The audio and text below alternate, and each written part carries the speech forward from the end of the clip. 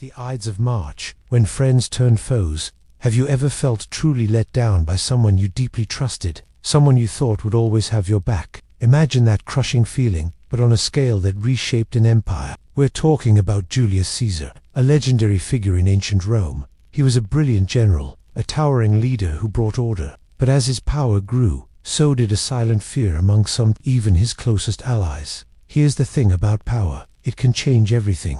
Caesar was seen by many as a hero, bringing stability to Rome. Yet others, like his trusted friend Marcus Brutus, worried deeply. They feared Caesar was becoming too powerful, threatening to end the Roman Republic, a system where citizens, not just one ruler, had a voice. Brutus wasn't a distant enemy. He was a man Caesar loved, mentored, almost like a son. But Brutus truly saw Caesar not as Rome's savior, but as its greatest danger to freedom. This was a terrible clash of loyalties. Think about a time you and a close friend disagreed profoundly about something important, like how your school club should be run. Maybe one friend felt so strongly about their vision that they started making all the decisions, even if their ideas seemed good. Others in the group might start to feel ignored, or even deeply concerned that their voices would be completely silenced. That's a tiny, everyday echo of the larger, life or death, struggle in Rome. The senators, including Brutus, believed Caesar's ambition would destroy the republic they held sacred. So,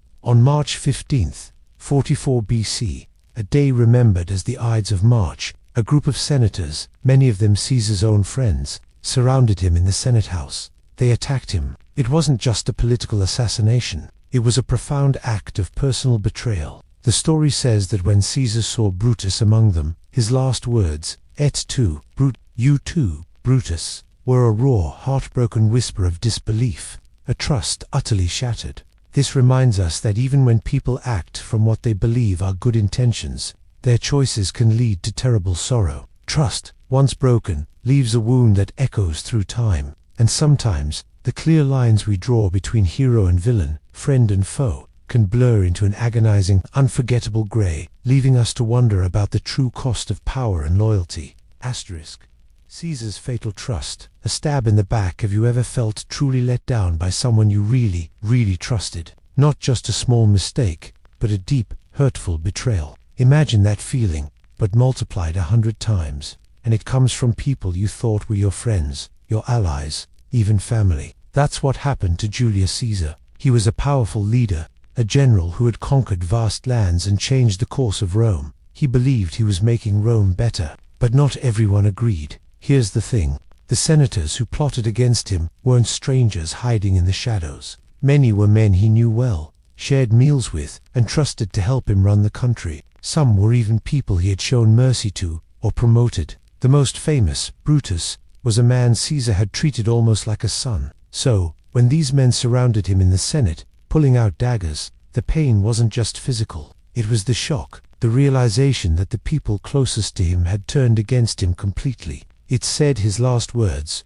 or a thought, might have been, "You too, Brutus." Think about it like this. Imagine you've told your best friend your biggest secret, something really private and important. Then, the next day, everyone in school knows it, and you find out your friend told them. The sting isn't just that the secret is out, it's that your friend, the one person you confided in, broke that trust. It changes how you see them, how you see friendship, and maybe even how you see yourself. Caesar's betrayal was like that, but on a grand scale, with his life on the line. It wasn't just about losing power, it was about the destruction of trust itself. The story reminds us that sometimes, the deepest wounds come not from our enemies, but from those we choose to let close, and that's why it matters. It teaches us about the fragile nature of trust, and how easily it can be shattered, leaving behind a scar that never quite fades.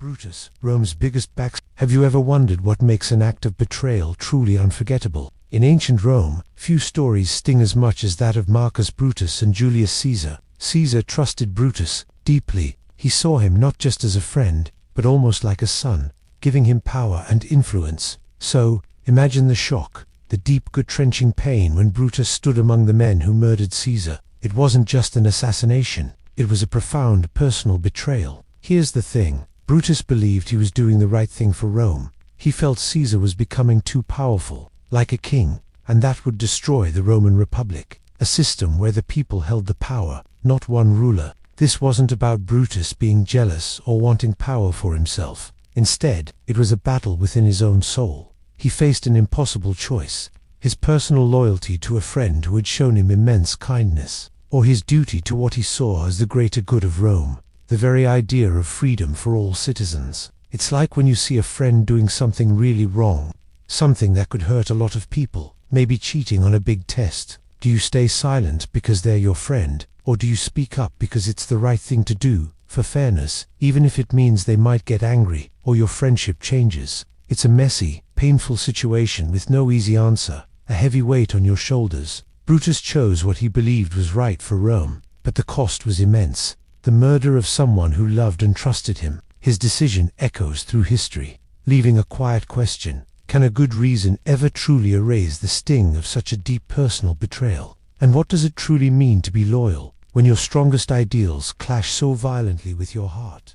Cassius, the quiet schemer. How many of us have felt a strong feeling, but kept it hidden deep inside? Cassius was a master of this. He wasn't the kind of person to shout his anger from the rooftops. Instead, his dangerous thoughts brewed quietly, like a storm cloud gathering far off in the distance. He deeply believed Julius Caesar was becoming too powerful, destroying the Roman Republic, where citizens had a say. For Cassius, this wasn't just politics, it was about freedom itself. He saw Caesar as a tyrant, a king in all but name, and he couldn't stand it. But he didn't confront Caesar directly with speeches or open arguments. No, Cassius was a schemer. He watched, he listened, and he pulled strings from the shadows. Here's the thing: it's like when you're building something really intricate in your mind, a detailed plan, but you don't tell anyone until it's almost ready. He was doing that, but with people's thoughts and fears. He carefully gathered others who shared his fears, whispering doubts, planting seeds of rebellion in their minds. He was the quiet force behind the plot to assassinate Caesar,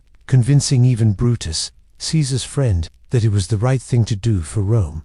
It reminds you that sometimes the most serious threats don't come from loud shouts or obvious attacks. They come from the quiet, simmering resentment, from the person who thinks deeply and plots patiently. It teaches us to look beyond the surface, to understand that silence can hold immense power, whether for good or for terrible deeds. The heart of a quiet schemer can change the world in ways no one expects.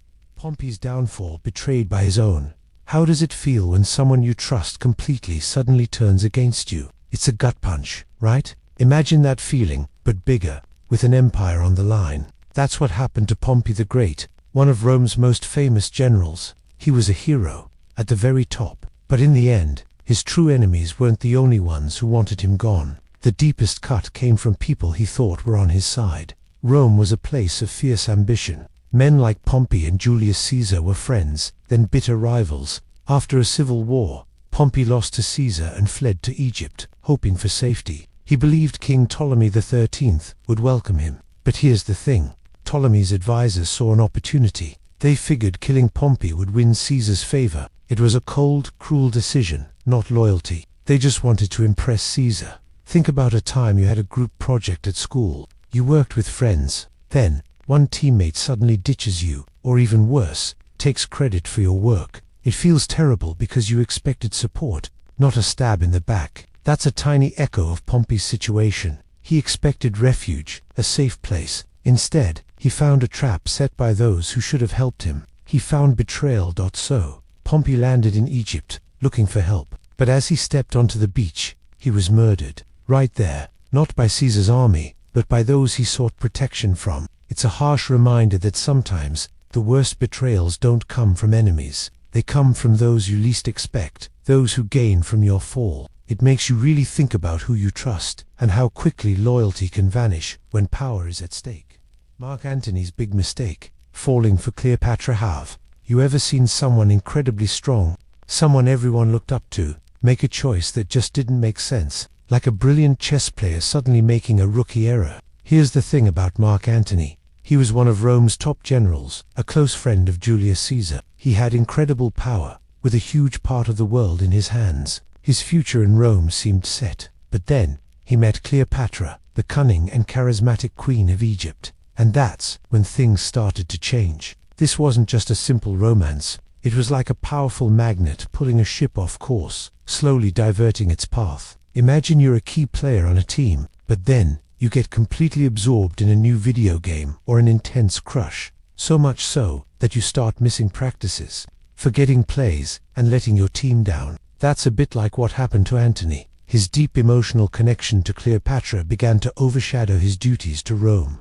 It wasn't a sudden betrayal. Instead, it was a slow, deepening drift. He began to spend more time in Egypt, embracing her world and pouring Roman resources into her kingdom. His loyalty, once firmly rooted in Rome, began to shift. This created a huge problem back home, sparking anger. People wondered where his true allegiances lay, and if he truly cared about Rome anymore. This story shows us how deeply human emotions, especially love, can twist even the most ambitious paths. Sometimes, the greatest betrayals aren't born from hate, but from an overwhelming desire, a feeling so strong it blinds you to everything else. It reminds us that even heroes can lose their way when their heart pulls them in a direction their head knows is wrong, costing them everything they once held dear. Octavian's cold plot. Antony's end. Have you ever seen two people, once so close, become bitter enemies? That's what happened with Octavian and Antony. They were strong allies after Caesar died, helping each other rise to power. But here's the thing, Rome wasn't big enough for two leaders with such huge ambitions. One had to go, and Octavian, young as he was, played the long game with a cold, clear mind. He didn't rush into battle right away. Instead, he started a different kind of war, a war of whispers and ideas. Octavian carefully showed the Roman people that Antony was changing, that he was more interested in Cleopatra and the riches of Egypt than in Rome itself. He leaked stories, exaggerated Antony's actions, and made sure everyone saw him as a foreign-influenced ruler, not a true Roman. Imagine two friends, both wanting to be captain of the school sports team. One friend might start subtly pointing out the other's mistakes during practice, or making sure the coach sees them hanging out with the wrong crowd,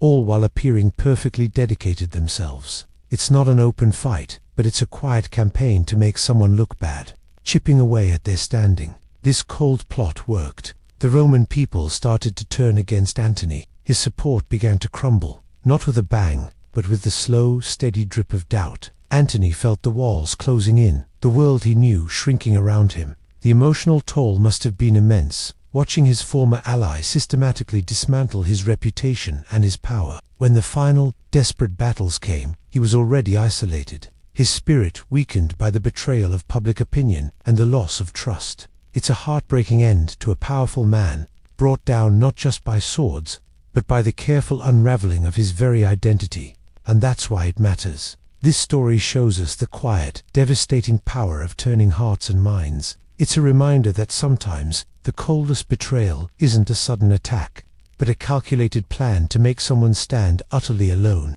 It leaves you wondering how fragile trust can be, and how easily a person's world can be taken apart, piece by piece, just by changing what others believe.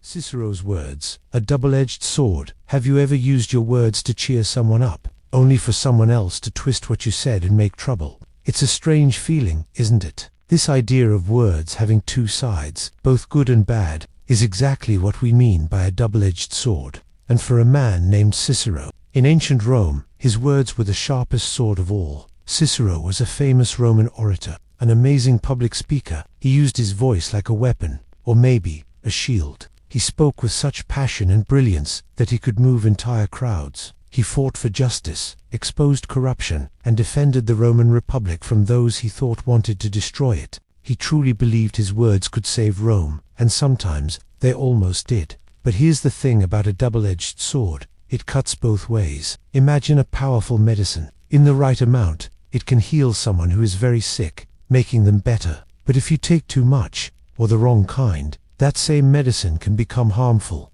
even poison. Cicero's words were like that. They were strong medicine for Rome, meant to heal its problems. But his powerful speeches also made him incredibly dangerous enemies. He spoke out fiercely against the corrupt, against the ambitious men who sought total power. He named names, he pointed fingers, and the people he targeted were powerful, ruthless men. So, while his words were meant to protect Rome, they also made him a huge target. His honesty, his fiery truth-telling, became a threat to those in power. And in the end, those very words, his brilliant arguments, led to his own tragic death. It's a deep thought, isn't it? That the very thing you are best at, your greatest gift, could also be the reason for your downfall. It teaches us how much power words truly hold, and how carefully we must choose them, because once they are out there, they can do so much good, or so much harm. Catiline's conspiracy, a city in danger. Have you ever felt that shiver? That deep, unsettling feeling, like something dangerous is lurking just beneath the surface of everything you know. Imagine an entire city living with that dread, knowing a storm was brewing not from outside, but within its very walls. This is the story of Catiline's conspiracy, a time when ancient Rome, a place thought to be untouchable, nearly tore itself apart. It wasn't an invading army at the gates, but a desperate plot by one of their own, a Roman named Catiline, who felt cheated out of power and ignored by society. He wasn't happy with how things were, and instead of trying to change them through legal, fair ways, he gathered other desperate and angry people, meeting in secret and whispering shocking plans. Their goal was chillingly simple: burn down parts of the city, cause chaos, and then seize control in the confusion. Think about it like this. Imagine your school, a place where you feel safe and belong, only to discover one of your classmates, someone you might even know, was secretly planning to mess up a big event for everyone, maybe even vandalize parts of the building to cause panic and fear. That feeling of betrayal, that sickening breakdown of trust within your own community, is exactly what Rome faced. For Romans, their bustling city was far more than just buildings and streets. It represented order, laws, and a shared way of life that had been built over centuries. For someone to betray that trust, to actively wish for its destruction for their own gain, was a horrifying thought. It showed how ambition, when left to fester, can twist a person's heart until they are willing to destroy everything to get what they want. It reminds us that sometimes the greatest threats aren't from far away, from clear enemies. Instead, they can emerge from the darkness that can grow quietly among us, chipping away at the foundations of trust and safety. It makes you wonder, doesn't it, how fragile our sense of peace truly is, and how quickly that unspoken trust can crumble when someone decides to break it. Sulla's bloody rise. Power at any cost. What would someone do for ultimate power, no matter the human cost? In ancient Rome, a general named Sulla gave a terrifying answer. His story is a chilling example of raw ambition. Roman politics was tough, but Sulla pushed it further than anyone before. He craved absolute power, ignoring all rules and human decency. He marched his own army on Rome, an act previously unthinkable. Imagine if a modern general turned their military against their capital just to win an election. This was betrayal on a grand scale. Sulla did this twice, plunging Rome into brutal civil war. He made prescriptions, lists of enemies marked for death. If your name appeared, you were hunted. Your property was seized, and anyone could kill you without punishment. This wasn't just about winning, it was about destroying rivals completely. Think of a student who cheats, not just for a good grade, but to make sure classmates fail entirely. That kind of ruthless drive crushes trust. Sulla proved power could be seized through endless bloodshed. He taught future leaders violence was a path to control. But here's the problem: he gained immense power, yet shattered the Roman Republic. He left a legacy of fear. It makes you wonder, doesn't it? Is any power worth destroying so many lives, tearing society apart, and losing our shared humanity? A victory built on such acts leaves only a cold, lonely path. Marius versus Sulla, a civil war of treachery. Have you ever wondered what happens when loyalty shatters completely? When the very people meant to protect a nation turn their weapons on each other? This is what happened with Gaius Marius and Lucius Cornelius Sulla, two incredibly powerful Roman generals. They were not foreign enemies. No, they were both Roman, both fiercely ambitious, and their rivalry ripped the Republic apart from the inside. It was a terrifying civil war, fueled by personal hatred and a relentless hunger for control. Here's the thing: Marius was an older, very successful general. Sulla was a younger, rising star, at first even working under Marius. But as Sulla gained fame, jealousy and ambition brewed between them. They started to see each other not as fellow Romans, but as dangerous obstacles to their own power. They both wanted ultimate control, and they were willing to do anything to get it. So, they marched their armies on Rome itself, not just once, but multiple times. This was unheard of, a deep betrayal of the city they swore to serve. Each time one gained power, they would hunt down and kill supporters of the other in a brutal cycle of terror and revenge. Think about a school club where two friends are both trying to become president.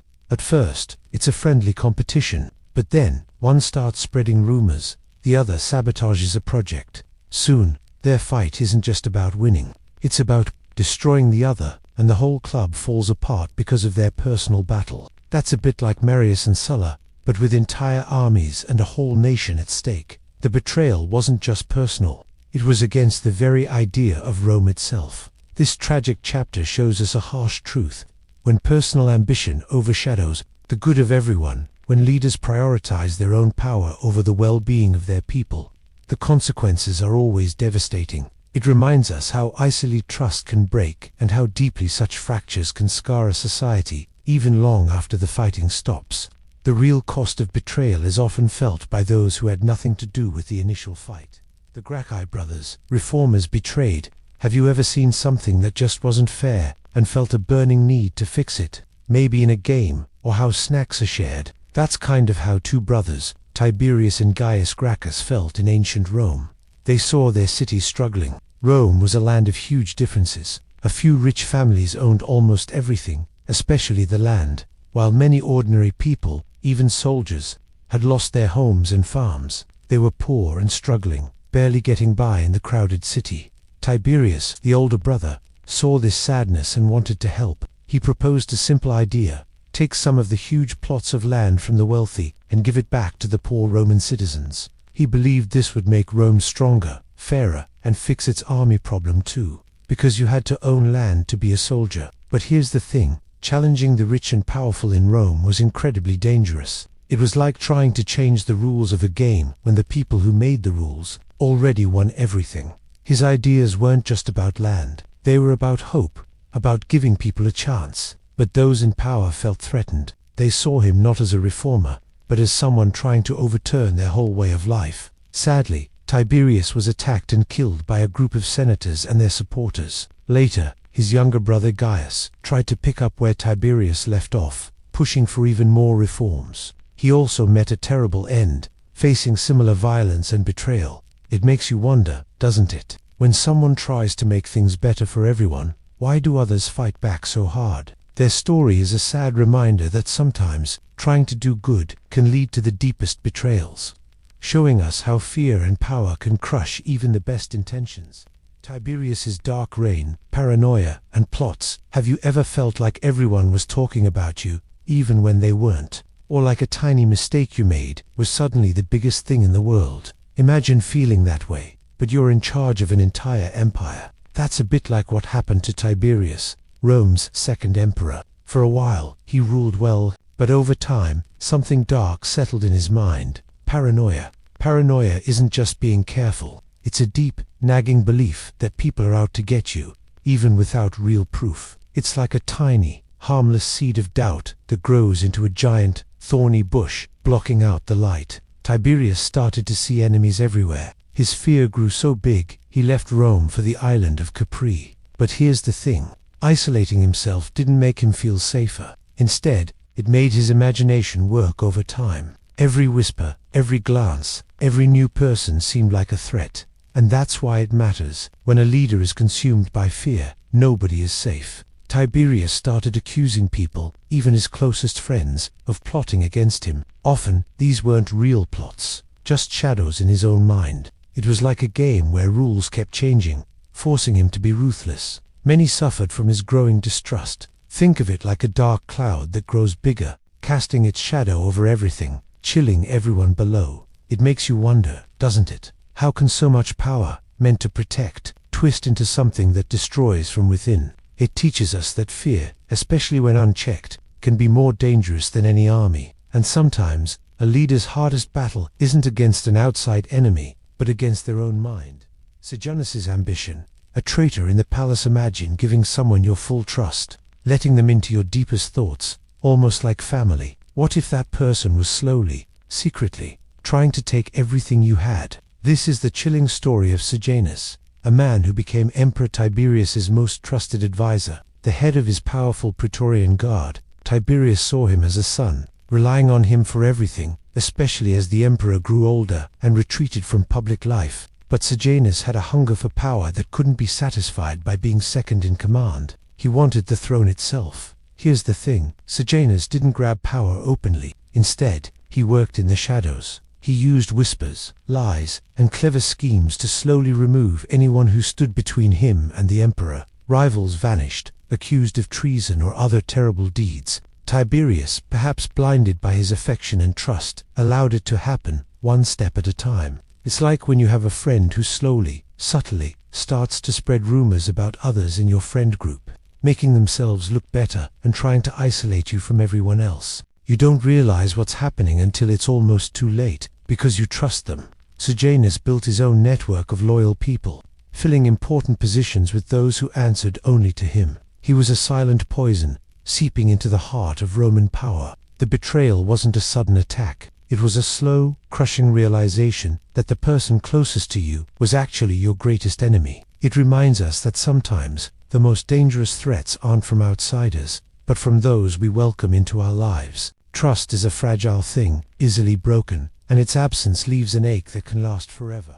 Caligula's madness, friends, foes, and fears. Have you ever wondered how power, absolute and unchecked, might change a person? Could it twist their mind, turning friends into enemies, and filling every quiet moment with fear? Here's the thing about Caligula, a young Roman emperor who started out full of promise. But as his power grew, so did something else inside him, something dark. It was like his mind became a fortress, but one where the ruler inside grew paranoid, seeing threats in every shadow. People who had been close to him, his most trusted advisors, even members of his own family, suddenly seemed like traitors. He started to believe everyone was plotting against him. This wasn't just being a bad guy. It was a deep, unsettling madness that warped his reality. He'd order terrible things, not always out of pure evil, but often because he was utterly terrified himself. He feared betrayals so much that he became the biggest betrayer of all. Think about a time you might have been playing a team sport or working on a group project. Maybe you felt like someone on your own team wasn't pulling their weight, or even secretly trying to make you look bad.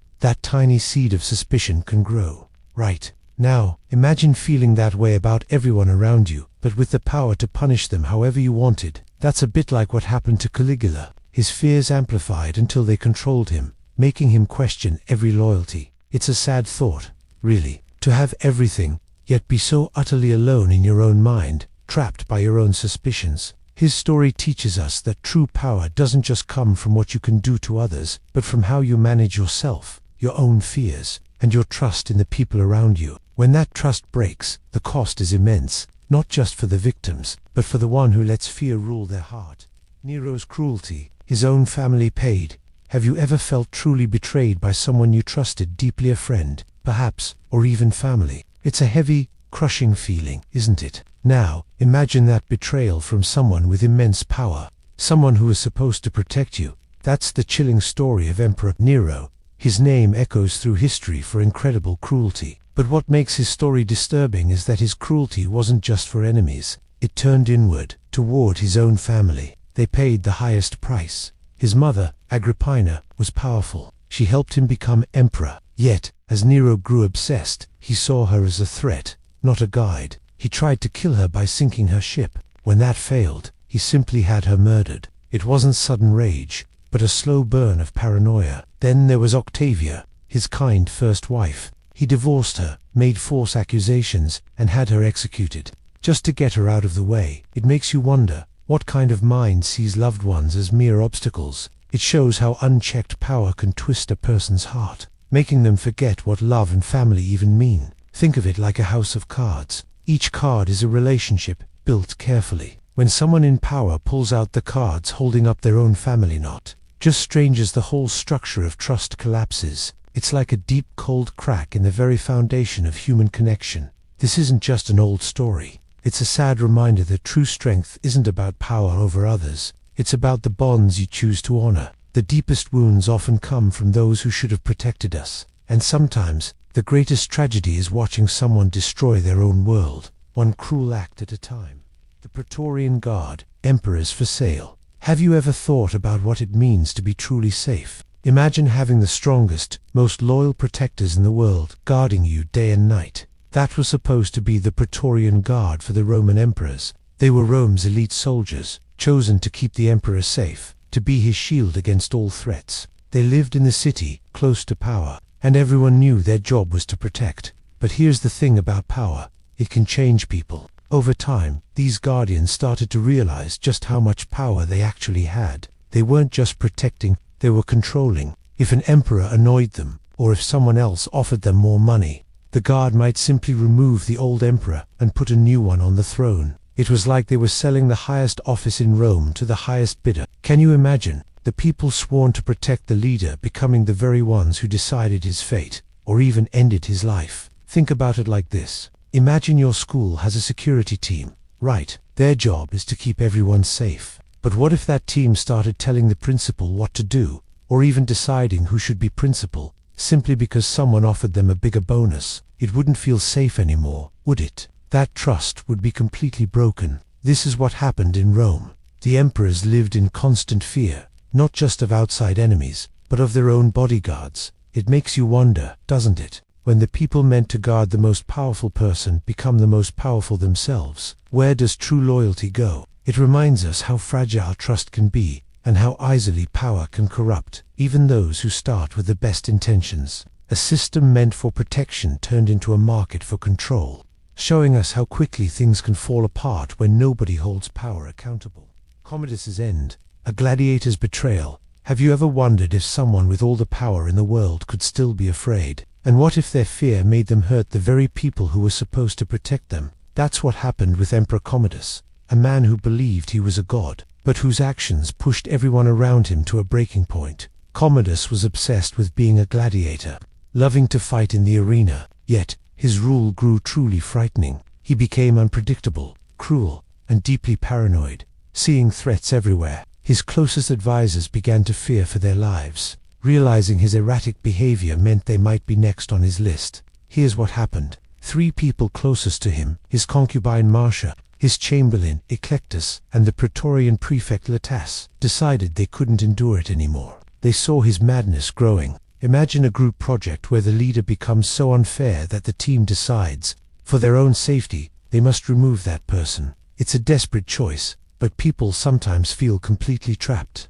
These 3 decided Commodus had to go. They needed someone strong who could get close to him, choosing a wrestler named Narcissus. On the last day of December in 192 AD, just as Commodus planned to appear in the arena, Narcissus entered his room. The emperor, who fancied himself an unbeatable fighter, was tragically betrayed by the very kind of person he admired. It's a strange and sad end. This story shows that even absolute power won't protect you when you've shattered the trust of those around you. Betrayal often comes from within, from the very people who once stood closest. Their own fear can grow greater than their loyalty, leading to desperate and tragic outcomes. Septimius Severus. Trust no one. Have you ever felt that gnawing worry, wondering if a friend really has your back? Imagine living like that, every single day, with everyone. That's how it was for Septimius Severus, a Roman emperor who learned a harsh lesson. In politics, trust can be a deadly trap. Here's the thing. When you hold ultimate power, everyone wants a piece of it, and that makes loyalty a very rare thing. For emperors, betrayal wasn't just a hurt feeling.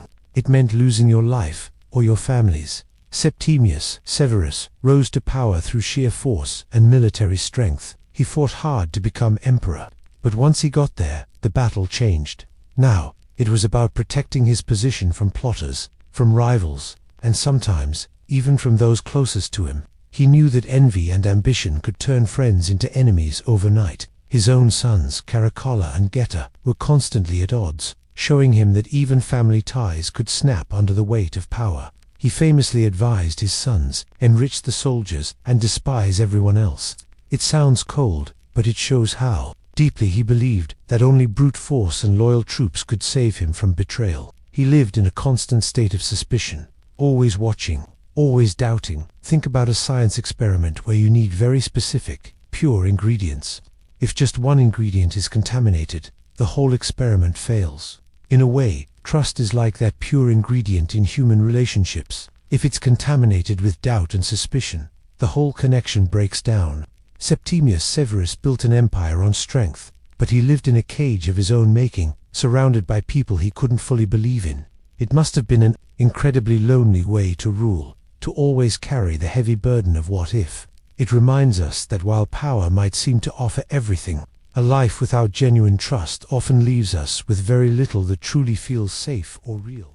Caracalla's fury, brother against brother. Have you ever had a fight with a sibling so bad it felt like the world was ending? Now, imagine that, but instead of fighting over a video game or who gets the last cookie, you're fighting over who gets to rule a massive empire. That's the intense, heartbreaking story of Caracalla and Geta. They were brothers, sons of a powerful Roman emperor, Septimius Severus. When their father died, they were meant to share the throne, to rule Rome together. But here's the thing about immense power. It often makes sharing impossible. These brothers grew up side by side, yet a deep burning hatred simmered between them. They couldn't stand each other. They split the palace, even the servants, unable to share anything peacefully. It was like two scorpions in a jar, each knowing only one could survive. Caracalla, the elder, was especially jealous and ambitious. He wanted all the glory, all the control for himself. Think of it like a sibling who always has to win, who can't stand not being the favorite. But with armies and a whole empire at stake, the tension got so bad. Caracalla tricked his younger brother Geta into meeting with him. He said they should try to make peace for their mother's sake. But it was a lie, a cruel trick to get Geta alone. In that meeting, in their mother's arms, Caracalla's soldiers burst in and murdered Geta. Imagine the horror, the betrayal, their own mother, trying to protect her son, covered in his blood. It was a complete breakdown of what family is supposed to be. This wasn't just a political murder. It was a brother destroying his own blood, driven by an insatiable hunger for power. It shows how power can twist even the most basic human bonds, turning love into loathing, and family into a target. And that's why it matters. The cost of such ambition is not just a life lost, but a piece of humanity itself, shattered forever. Elagabalus. A young emperor's bad choices. Have you ever thought about what it would be like to have all the power in the world, but be too young to really know what to do with it? Imagine being a teenager, suddenly in charge of an entire empire. This is the story of Elagabalus, a Roman emperor who took the throne at 14. It sounds exciting, right? But here's the thing, absolute power needs wisdom, and that's something a young person often hasn't had time to gather.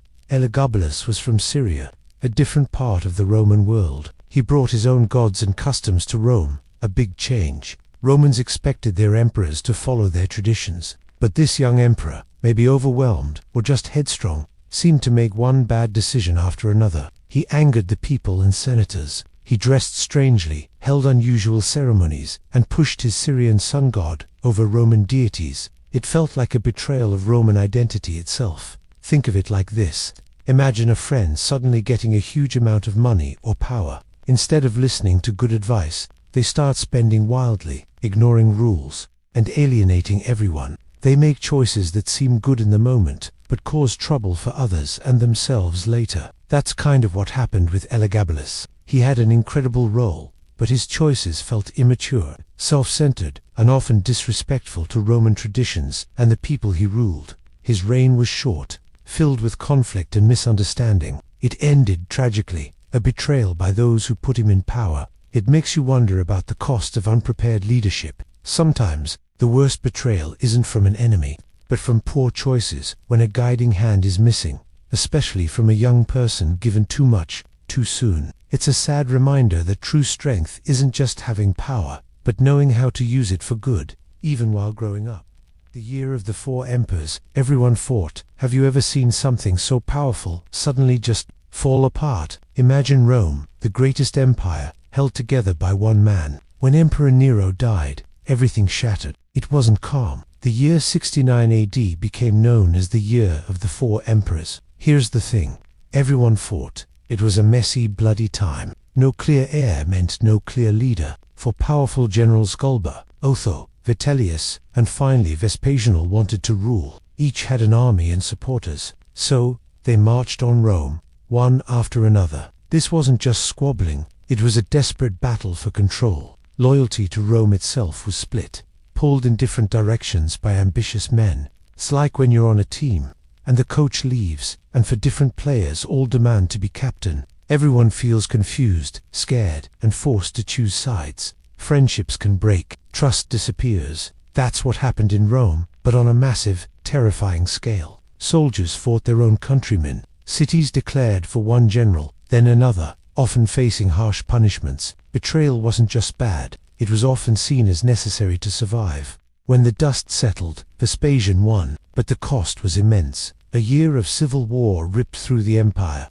showing how fragile power truly was when it wasn't rooted in something solid, something people truly believed in beyond one person's ambition. It reminds us that even the mightiest structures can crumble from within if trust and clear purpose are lost. And sometimes, the deepest wounds are not from outside enemies, but from ourselves, when we forget what truly holds us together. Diocletian's big divide. The empire splits. Have you ever felt like you had too much work for one person? Imagine that feeling, but for an entire empire. That's kind of what happened with Emperor Diocletian. The Roman Empire was huge, stretching across so many lands. It was almost impossible for one man to keep it safe and running. There were threats on every border. Messages took forever to travel, and rebellions popped up far away. It was an enormous, heavy crown to wear. Diocletian, a strong leader, saw this problem. He understood that if he tried to hold on to everything himself, the whole thing might just break apart completely. It was like a massive, beautiful vase, but with so many cracks forming everywhere. Instead of watching it shatter, he made a tough choice. He decided to carefully divide it, not to destroy it, but to give it a better chance to survive. Think of it this way. Imagine you're playing a massive online game with a huge map, and one player is trying to defend every single point all by themselves. It's impossible, right? They'd be overwhelmed and lose everything. So, a smart player would call in teammates, each taking responsibility for a different section of the map. That's what Diocletian did, but with the actual Roman Empire. He split it into east and west, and then further. So for emperors to senior, to junior, would each take a piece. This system was called the Tetrarchy, meaning rule by four.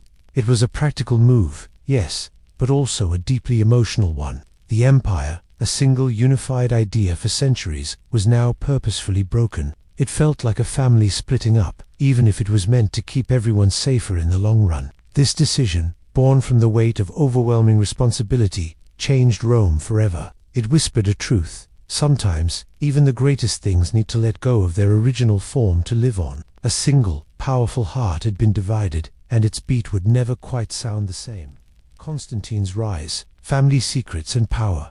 Have you ever thought about how complicated families can get, especially when something huge is at stake? Constantine's story is a powerful example of this. He became one of Rome's most famous emperors, but his path to the throne was built on a shifting ground of family secrets and desperate power grabs. It wasn't just about battles with rival generals. It was also about navigating the treacherous waters of his own household. Here's the thing. In the Roman Empire, the emperor held immense power. It was a prize many would do anything to get. Constantine's father, Constantius, was a powerful man himself. When Constantius died, Constantine believed the empire should be his, but other people, even some related to him through marriage or distant bloodlines, saw their own chance. This isn't just history, it's a window into human nature. Sometimes, the deepest betrayals come not from strangers, but from those closest to you. Think about a time when you and a close friend competed for something really important, maybe a lead role in a play, or a spot on a school team. You might start off supportive, but as the competition heats up,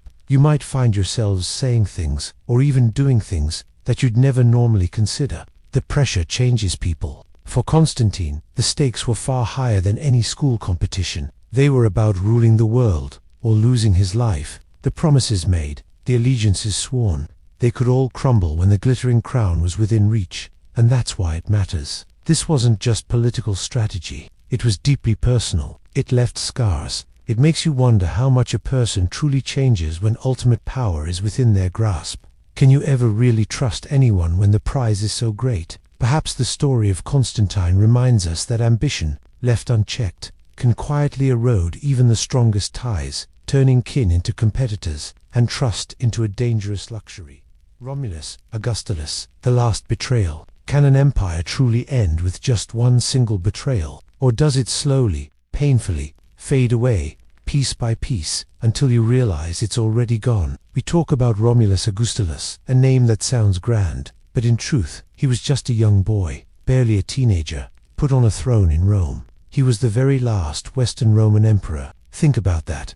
The final name in a list stretching back hundreds of years. But here's the thing. His story isn't about a dramatic, bloody murder. It's quieter and much sadder. By his time, the Roman Empire in the West was already weak, like an old, faded flag. The real power wasn't with the emperors anymore. It was with strong generals, often from outside Rome, who basically ran everything. Romulus Augustulus was just a puppet, a symbol. His own father had put him there, hoping to hold on to some control. But another powerful general, Odoacer, saw the truth. He didn't kill Romulus. He didn't even banish him harshly. Odoacer simply took away the imperial robes, the crown, and the title. He sent the boy to live quietly. It's like when you have a school club, and one person has the title of president.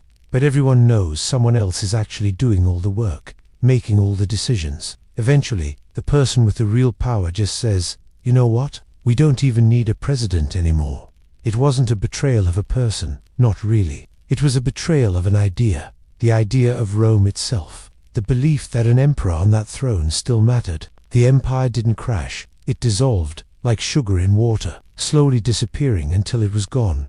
And so the Western Roman Empire didn't end with a battle cry or a knife in the back. It ended with a quiet removal of a boy's crown, a whisper, and then silence. It makes you wonder how many great things truly end, not with a roar, but with a gentle sigh, as people simply stop believing in them. Tarquin the Proud, a king's mean spirit.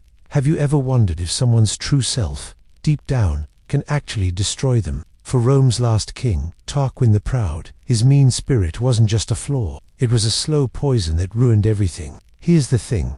Power can reveal what's hidden inside a person, and for Tarquin, it showed a heart heavy with cruelty, a soul that found joy in making others suffer. He wasn't just a king, he was a tyrant. He saw people not as citizens to protect, but as things to control. His rule was filled with injustice, with fear, and with a terrible disregard for human dignity. This wasn't about being strong or a good leader. It was about a deep-seated unkindness that spread like a chill wind through the city. Imagine a group project where one person is in charge, but instead of helping, they just bark orders, take all the credit, and make everyone else feel useless. Even if the project gets done, the whole experience is terrible. No one feels respected or valued. That's how Tarquin ruled, but on a much larger, more painful scale. His meanness created enemies everywhere, quietly, deeply. It was a betrayal of the very idea of leadership. True power, the kind that really lasts, isn't about crushing people. It's about lifting them up.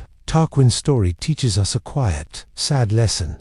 A leader who rules with a mean spirit might gain control for a while, but they lose something far more valuable, the trust and respect of those they govern. And in the end, that loss always weighs the heaviest. Lucretia's story. Why Rome hated kings. Have you ever felt truly let down by someone you trusted, especially when they held all the power? Imagine an entire city feeling that way, deeply enough to change their future. Here's the thing.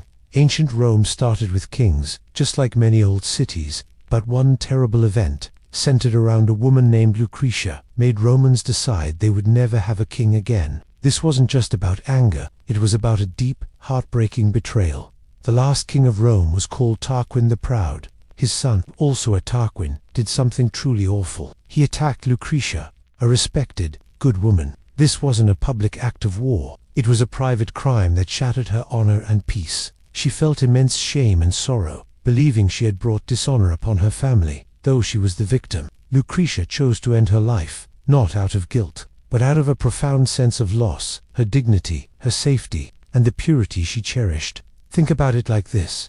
If you have a group project, and one person, the leader, suddenly uses their power to unfairly take all the credit or openly disrespect someone, how would the rest of the group feel? Betrayed, right? Like the rules were broken and their trust was shattered. Lucretia's story was like that, but on a grand, tragic scale. It showed everyone that absolute power, when held by someone cruel, could destroy lives and break the social contract. Her death sparked a fire. Her family and friends, especially a man named Brutus, swore an oath to drive out the kings forever. They led a revolt, and Rome became a republic, a place where citizens had a say, where power was shared, not held by one person who could just do whatever they wanted. It reminds us that sometimes the deepest pain can lead to the strongest demand for justice and freedom, changing the course of history for everyone. It shows how much people value personal safety and honor, and how easily absolute power can crush those precious things. Brutus the Elder. Loyalty to a new republic. Have you ever chosen between what's right for everyone and what's right for someone you really care about? That's a super tough spot, right? In ancient Rome, a man named Lucius Junius Brutus faced one of the hardest choices imaginable. He wasn't just thinking about a friend. He was choosing between his own family and a whole new idea for his country. Rome had been ruled by kings for ages. The last one, Tarquin the Proud, was terrible. He abused his power and acted like he owned everyone. People felt betrayed by their own leader. This went on until a terrible event involving a noblewoman named Lucretia, wronged by the king's son. Her story became the spark that lit a fire. The Roman people had simply had enough. Brutus led this rebellion. He helped overthrow the king and started something new, a republic. This meant citizens had a say, and no one could rule like a tyrant. It was a huge promise of freedom. But here's the thing. Starting a new government means you have to protect it, and sometimes protecting it means making heartbreaking decisions. Imagine you're a team captain. You all worked hard to set new rules for fairness, but then you find out your own teammates, maybe even your best friends, are trying to cheat or bring back the old unfair ways. What do? Do you protect your friends, or do you protect the team and its new rules? Brutus faced something like this, but bigger, more painful. His own sons were caught trying to bring back the king. This was a direct attack on the new republic he helped create. He had to decide, loyalty to his family or to Rome's future. He chose Rome. He made the agonizing decision that his sons must face the law, like anyone else betraying the republic. It's hard to even picture that kind of pain. His choice showed that the new republic was truly for all citizens. No one, not even the founder's family, was above its laws. It makes you think about how powerful an idea can be. How sometimes loyalty isn't just to a person, but to a principle, a better way of life for everyone. And how truly difficult it is when those two kinds of loyalty clash, leaving behind a deep, aching cost. Coriolanus, a Roman who turned against Rome. Can you imagine a hero, a champion, someone who fought bravely for your city, suddenly turning their sword against it? It feels almost impossible, doesn't it? Yet, this is the tragic story of Coriolanus, a Roman who became an enemy to his own home. He was a fierce warrior, a celebrated general who saved Rome in many battles. People looked up to him, saw him as the very embodiment of Roman strength. But Coriolanus was also incredibly proud and had little respect for the common people. The plebeians, when political tensions flared and he spoke out harshly against them, they banished him from Rome. Think about that for a moment.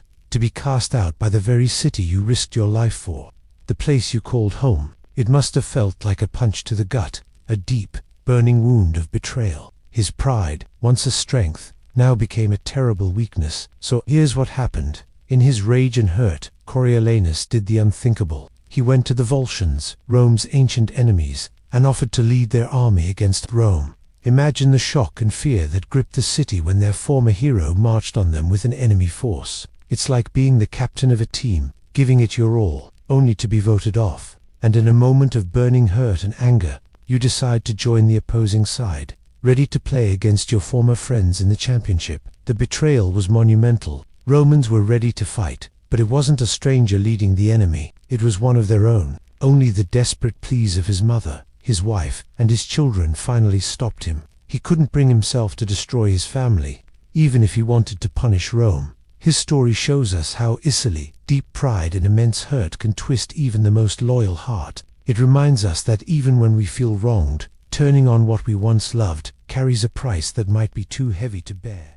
The decemviri laws for themselves. Have you ever felt it's unfair when someone makes up rules, but then those rules don't seem to apply to them? In ancient Rome, laws weren't written down for everyone. Only powerful families, the patricians, knew them. Common people, the plebeians, often felt helpless. They were judged by rules they didn't understand, rules that could easily be twisted. So, Romans needed a change. They chose 10 men, the decemviri, to write down all laws clearly. This was a huge step toward fairness. Imagine knowing what was expected, all in black and white. They wrote the first 10 tables of laws, giving people hope for clearer justice. But then, something went wrong. Power is a strange thing. After their time was up, the decemviri refused to give up control. They kept making excuses, saying they weren't finished. Really, they just loved being in charge. They started acting like kings, not just lawmakers. They used their position to do whatever they wanted, punishing people unfairly, ignoring the very justice they were supposed to be creating. It was a deep betrayal of trust. Think about your school's student council elected to create fair lunchtime rules. They start well, but then, their term ends, and they announce they're not leaving. They decide they get the best food first. They skip lines, and they can do things others can't. The power they had became tools just for themselves. This story of the decemviri shows a powerful truth. When people are given too much power, and no one checks them, even good intentions can rot. It reminds us why laws must be clear, public, and why no one, especially those in power, should ever be above them. Justice should be shared, not controlled. Spurius, Cassius, a noble's dangerous ideas. Have you ever seen someone try to make things fair, only to find themselves completely alone, or even worse, targeted by the very group they belonged to? This is the quiet tragedy of Spurius Cassius. He was a Roman consul, a powerful and respected leader from one of the most important families. He stood at the very top of Roman society, a member of the wealthy elite. But he saw something that troubled him deeply. Ordinary Romans, the farmers and soldiers, had very little, while the rich grew richer, holding vast amounts of land that technically belonged to the public. Cassius believed this was wrong, so he proposed a simple idea: share the land. He wanted to pass laws that would give land back to the poor, to the people who fought Rome's wars and worked its fields. For us today, that sounds like a fair plan, doesn't it? Like everyone getting a chance. But in ancient Rome, especially for the powerful nobles, this idea was like throwing a rock into a still pond, creating ripples of fear and anger. Here's the thing. Those in power often feel threatened when someone tries to change the system that benefits them. Imagine a school club where only a few older students always get to pick the projects, and then a new leader suggests everyone gets a turn. Those older students might not see it as fairness. They might see it as losing their special place, their control. They might even try to turn everyone against the new leader, saying they're trying to take over everything. That's what happened to Cassius. His own class, the wealthy patricians, saw his ideas not as justice, but as a dangerous grab for power. They whispered that he was trying to become a king, to overthrow the republic and rule alone. This was the ultimate betrayal in Roman eyes. So, the man who tried to bring fairness to the poor was condemned by his peers, accused of treason, and ultimately put to death. His story reminds us how deeply uncomfortable people can become when their comfort is challenged, and how sometimes the biggest betrayals aren't about evil intent, but about a clash of what fairness truly means to different people. The Punic Wars, when Carthage almost won. Have you ever thought about how tiny moments can change everything, like a single missed shot in a game, or one word spoken that alters a friendship forever? Rome, mighty as it seemed, faced such a moment. The Punic Wars weren't just battles, they were a fight for survival against Carthage, a powerful rival across the sea. For years, these two giants clashed, and there were times when Rome was just one step away from falling. Imagine Hannibal, Carthage's brilliant general, marching his army and elephants over the freezing Alps, bringing war right to Rome's doorstep. He won huge victories, like the one at Cannae, where Roman forces were crushed. It felt like Rome couldn't be beaten. But then, here's what happened. Hannibal proved them wrong. His army moved through Italy for years, a constant threat. People whispered, could this really be the end for Rome? The fear was real, a cold knot in the stomach of every Roman citizen. Think of it like a really close competition. Maybe a math competition, or a sports match, where both teams are tied until the very last second. You're holding your breath, knowing that either side could win. If Carthage had just a bit more support, a few more resources, or if Rome had made one more big mistake, history would be completely different. There might be no Roman Empire as we know it, no Latin language influencing English, no Roman law. The world we live in would be changed. It's a powerful thought, isn't it? How the fate of nations can balance on such a delicate edge. It teaches us that even the most powerful can face their ultimate test, and that perseverance, even when things look bleak, can make all the difference. Sometimes, just holding on, refusing to give up, is the greatest victory of all. It reminds us to cherish the outcomes that were fought for so fiercely, and to see the strength in enduring. Hannibal's surprise, a betrayal of borders. Have you ever trusted that something was just too big, too difficult, too impossible to cross? Imagine a towering wall, not built by human hands, but by nature itself, like a vast wild ocean or a mountain range so grand its icy peaks seem to scrape the sky. For ancient Rome, the mighty Alps were exactly that, a colossal, frozen shield, guarding them from anything north. After the first big war with Carthage, there was a quiet understanding, an unspoken treaty, a line drawn not just on a map, but deep in the hearts and minds of people. The Alps stood like a giant "do not cross" sign, put there by the very world. Rome felt truly safe behind this natural fortress. But here's the thing. Hannibal, the brilliant Carthaginian general, saw those mountains not as a barrier, but as a secret pathway, a shocking way to sneak past all expectations. He didn't just cross a border, he betrayed the very idea of what a border could be. He took his massive army, including war elephants,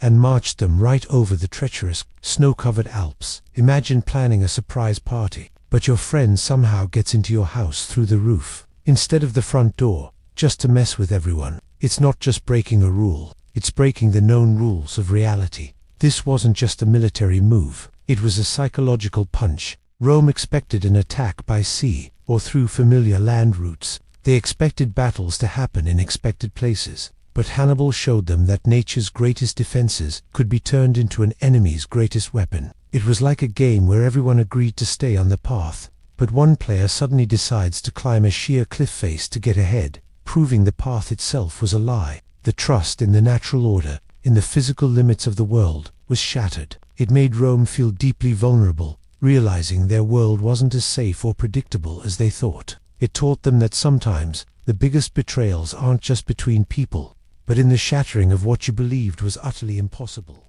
Scipio Africanus, a general's own battles. What if your biggest battles weren't fought on a faraway field, but in the very city you swore to protect? Scipio Africanus was Rome's most celebrated general. He defeated Hannibal, the brilliant enemy who had terrorized Rome for years. Everyone in Rome knew his name. They cheered for him, calling him a savior. He brought them peace and security. But here's the thing about great success. It can sometimes draw out the worst in others. For Scipio, his toughest fights began not against foreign armies, but against his own people. After his incredible victories, some powerful politicians in Rome started to worry. They didn't see him just as a hero. They saw him as too popular, too powerful, a potential threat to their positions. It's like when a student is super good at something, maybe a sport or a subject, and everyone looks up to them. But then, some other kids, feeling jealous or left out, might start spreading rumors or trying to find fault, even when that person hasn't done anything wrong.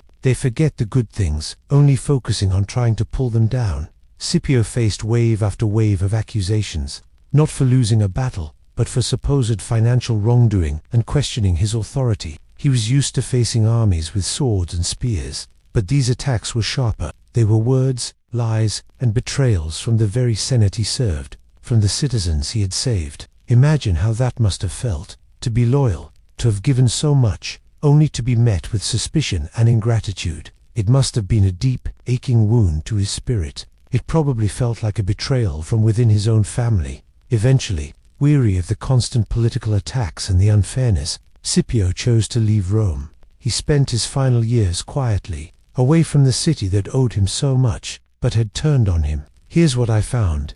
Even the greatest heroes face battles far beyond the battlefield. Sometimes, the hardest fight is against the envy and distrust of those closest to you, and that's why it matters. True courage isn't just about winning wars, but about holding on to your integrity when your own people let you down. Jugurtha's tricks, buying Rome's support. Have you ever wondered what happens when rules, when justice itself, can be bought? It's a sad thought, a heavy one, but it was a harsh reality even in ancient Rome. We talk about Jugurtha, a king from North Africa. He wanted power, a lot of it, and he saw something deeply troubling about Rome. Its powerful leaders, who were supposed to be honest, could sometimes be swayed by money. So, Jugurtha didn't just fight with armies, he fought with gold. He literally sent bags of money to important Roman senators, judges, and generals. He paid them to ignore his wrongdoings, to vote in his favor, or even to actively support his plans. Imagine that. The very people sworn to uphold Roman law and protect its values were turning a blind eye, or worse, because of a bribe. It wasn't just Jugurtha's betrayal, it was the betrayal of Roman ideals by its own people. This was more than just breaking a rule, it was shattering trust. Rome was built on the idea of law and order, of citizens having rights. But when money could bend those laws, when the powerful could be bought, what did that leave for ordinary people? It created a feeling that the game was rigged, that fairness was just a word. Think about a group project at school. Everyone is supposed to do their part. But what if one student, whose family is super well connected, just handed in a half-finished paper and then got an A, because their parents had a talk with someone important? It wouldn't feel fair, would it? It makes you question if hard work even matters. That same gut feeling of injustice, that same chipping away at belief in the system, is what Jugurtha's bribes did to Rome. This moment in history reminds us how fragile fairness can be. It shows us that true strength isn't just about armies or wealth. It's about honesty and sticking to what's right, even when it's hard. Because when those principles are sold off, even a mighty empire begins to feel a cold, empty ache where its heart should be. Mithridates, a clever enemy. A long war. What if the most draining challenge didn't come from a backstabbing senator within Rome, but from an enemy far away, someone who simply refused to lose? For decades, Rome faced a king named Mithridates VI, who ruled a kingdom called Pontus, east of their familiar lands. And here's the thing, he wasn't Roman, but his relentless struggle against them felt like a profound betrayal of their expected dominance, their very right to rule. Rome usually crushed its enemies fast. They expected swift victories, a quick march to glory. But Mithridates was different. He was like a phantom limb for the Roman Empire, a constant ache, always hurting, always a threat, even when you thought it was gone. Imagine you're playing a really intense video game, and you're the best player around. You expect to beat every boss, but then, you meet a boss that just won't die, a monster with endless lives. You knock them down, they get back up. You defeat their army, they somehow raise another. That's myth. He was incredibly smart, always finding new allies, adapting his tactics, even building up a tolerance to poisons so he couldn't be easily assassinated by Roman agents. This wasn't just war, it was a brutal test of Rome's endurance, their very spirit, a constant, gnawing anxiety that lasted for generations. Each time they thought they had one, he would reappear, a fresh threat, a new reminder of their vulnerability, a deep betrayal of their hope for lasting peace. This long, exhausting struggle highlights a deep truth. Sometimes, the hardest challenge isn't a quick, sharp stab from a traitor, but a long, slow wearing down. It's the enemy who just keeps coming, chipping away at your strength, forcing you to question everything. It reminds us that sheer persistence, even from an opponent, can be an incredibly powerful, almost unsettling force. It teaches us that true victory sometimes means enduring, not just conquering, and that the emotional cost of such a long, drawn-out fight can be immense, leaving scars long after the final battle is fought. Spartacus, a rebel leader's hope, betrayed. Have you ever felt a great hope, like a bright light guiding you, only for it to suddenly go out? Imagine that feeling, but for thousands of people whose very lives depended on it. This is the story of Spartacus, not just a warrior, but a symbol of freedom for so many. Spartacus was a gladiator, forced to fight for entertainment, but he dared to dream bigger. He led a massive slave revolt against the powerful Roman Empire. For years, he fought, winning battles and gathering followers, men, women, and children, all desperate for one thing, freedom. His plan was clear: lead his people south, secure ships, and sail away to new lands where they could truly be free, far from Roman chains. It was a promise, a vision, a hope he gave to everyone who followed him. But here's the problem. Hope, even when it shines brightest, can be fragile. Spartacus made a deal with Cilician pirates to provide ships that would carry his people across the sea. Think of it like this. You've planned a big trip with friends for months. You've packed your bags, you're at the meeting point, ready to go, excited for the adventure. Then, the car never shows up. Your friends just don't come. All that excitement turns into a cold, sinking feeling. For Spartacus and his army, the ships never arrived. The pirates, it's believed, were paid off by Rome, choosing money over their promise. They sailed away, leaving Spartacus and his followers stranded, trapped, their path to freedom blocked. The crushing weight of that moment, realizing their greatest hope had been stolen, must have been unbearable. It wasn't just a missed ride. It was the betrayal of a dream, a promise broken that sealed their tragic fate. It reminds us how devastating it can be when the thing you depend on most, the trust you place in others, is just gone. Even the strongest leaders and the biggest hopes can be undone by such a deep, cold betrayal. Crassus's gold, power, and poor choices. Have you ever thought about how much money is enough? What if he had more wealth than almost anyone could imagine? Crassus, a Roman politician, had just that. He was incredibly rich, probably the wealthiest man in Rome, or at least one of them. You might think having so much gold would make life simple, peaceful even, but for Crassus, his vast fortune became less of a shield and more of a heavy chain, pulling him towards choices that were anything but wise.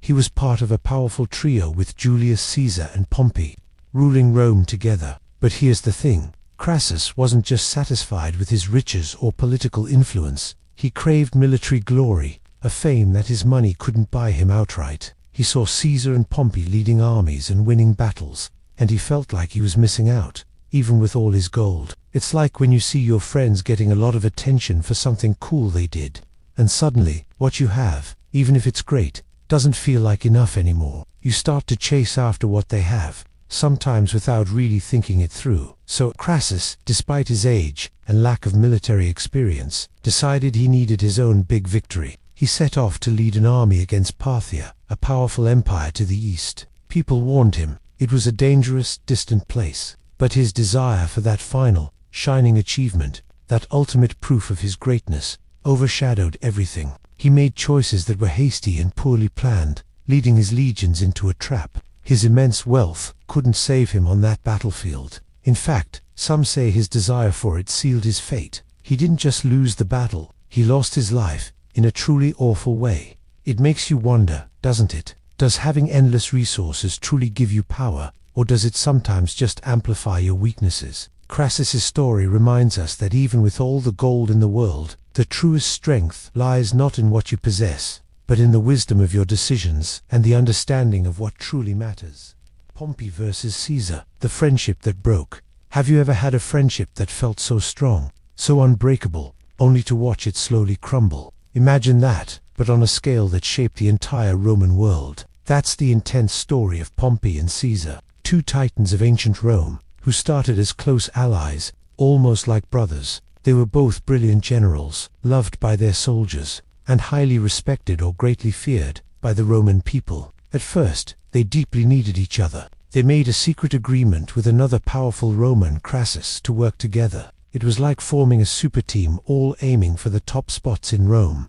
They shared goals, shared ambitions, and for a while, they truly shared power. They even sealed their bond with family ties. Caesar's daughter, Julia, married Pompey. It seemed nothing could stand against them. But here's the thing about immense power. It's like a very bright light. Everyone wants to stand in its glow. And sometimes, two very bright lights can't exist in the same space without one trying to outshine the other. Think about two leaders on a sports team who are both incredibly talented. At first, they pushed each other to be better. But as the team wins more, and the spotlight gets brighter, they might start to feel competitive, or even threatened, by the other's success. Soon, that friendly rivalry can turn into something harder, a struggle for who is truly the greatest. That's what happened between Pompey and Caesar. As Caesar gained incredible fame and power, conquering Gaul, Pompey, back in Rome, started to see him as a rival, not just a partner. The political winds shifted, people took sides, and the once strong threads of their alliance began to fray. Julia's death, Caesar's daughter and Pompey's wife, removed a crucial personal tie, making the political split even deeper. It wasn't one big betrayal at first,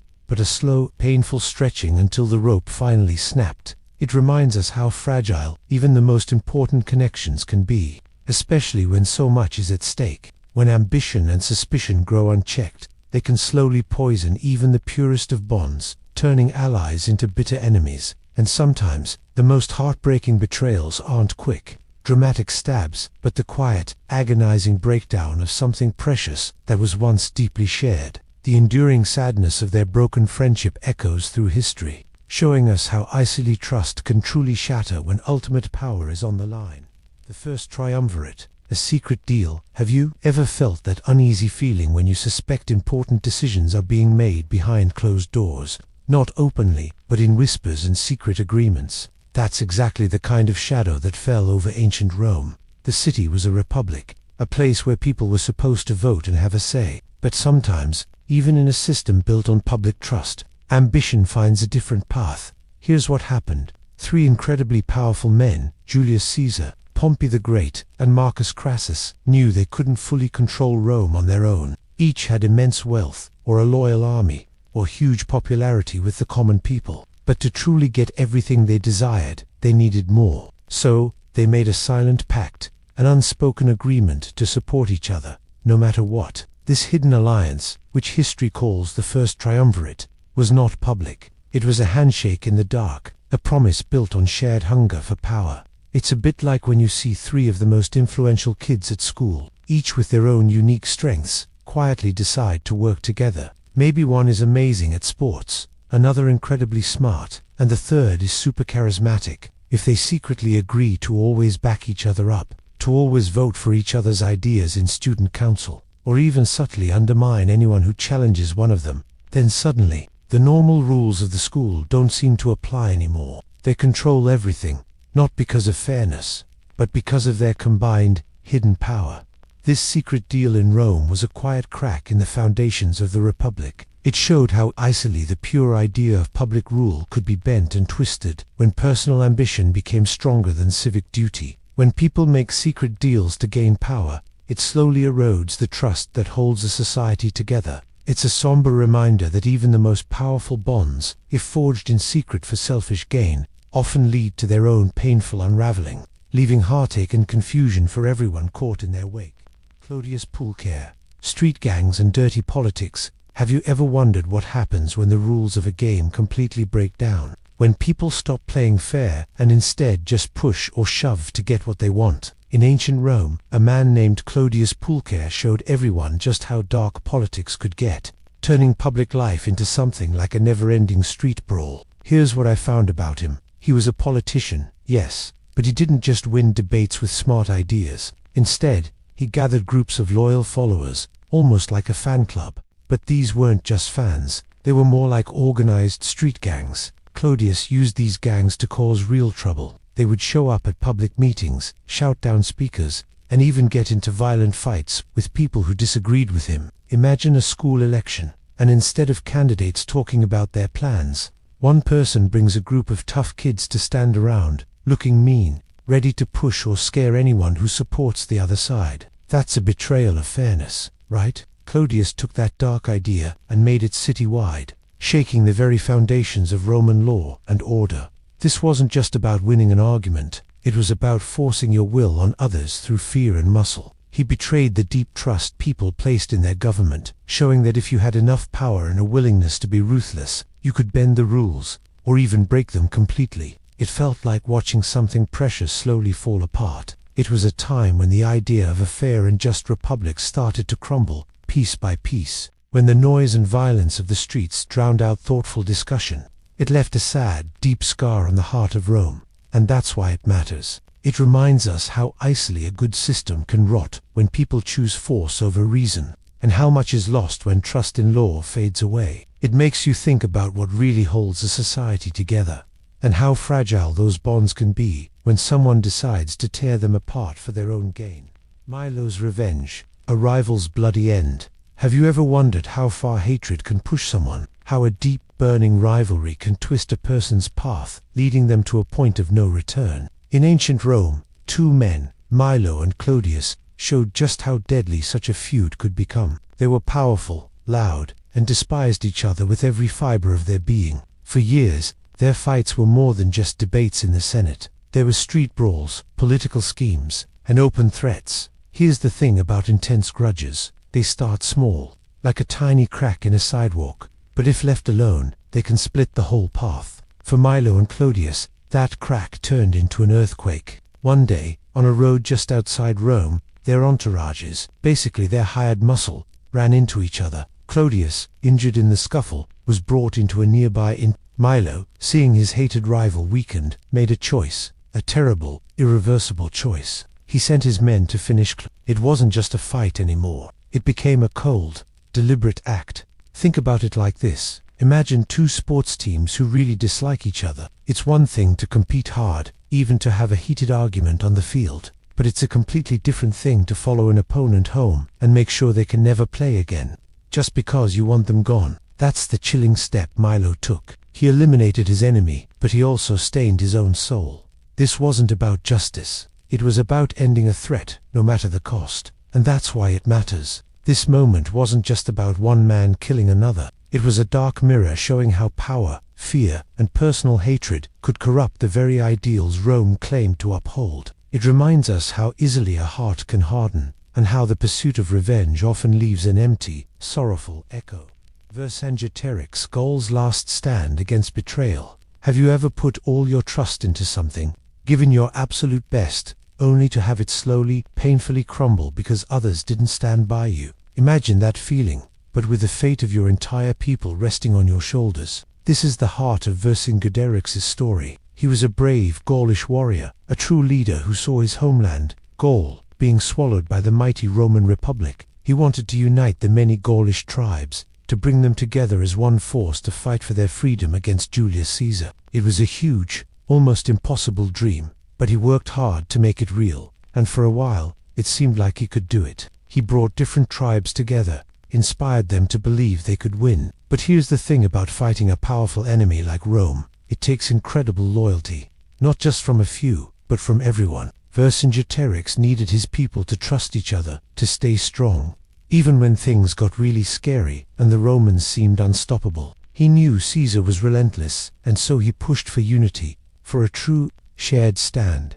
But as the battle grew harder, and the Romans besieged them at Alesia, cracks started to show. Not everyone could keep that fiery spirit. Some tribes, seeing their food run out, seeing Roman power, began to doubt. Some even hesitated to send help when it was most needed. Or worse, they worried about their own survival over the greater cause. So, it wasn't one single person literally betraying him with a knife, but a slow, heartbreaking failure of his own people to fully support his vision, to truly stand united when everything was on the line. Think about a group project at school, maybe for a science fair. You've got an amazing idea, and everyone agrees to help build it. You do your part, pouring in effort, but then, when the deadline looms, some group members don't show up. They don't do their share. The project falls apart, not because of an enemy, but because the trust and commitment within the group broke down. That crushing disappointment, that feeling of being abandoned when you needed help most, that's a little like what Vercingetorix might have felt in the end. He surrendered, sacrificing himself to save his people. It's a sad lesson that sometimes even the strongest leaders can't win when the fight isn't just against the enemy outside, but against the wavering hearts and broken trust from within. It shows how fragile unity can be, and how deeply it hurts when that trust is lost. Cleopatra's gamble, choosing the wrong side. Have you ever stood at a crossroads, knowing that one path leads to success, but the other could mean everything falls apart? Imagine that feeling, but with the fate of an ancient kingdom resting on your shoulders. This is the story of Cleopatra, the brilliant queen of Egypt, and a choice that sealed her destiny. After Julius Caesar's death, the Roman world was a mess. Two powerful men, Octavian and Mark Antony, battled for control, and Cleopatra, a queen by birth, needed an ally. She couldn't stand alone. She had to choose one of these mighty Romans to support her, to protect her kingdom, and to secure her own future. Here's the thing, making such a choice wasn't just about picking a favorite, it was a gamble.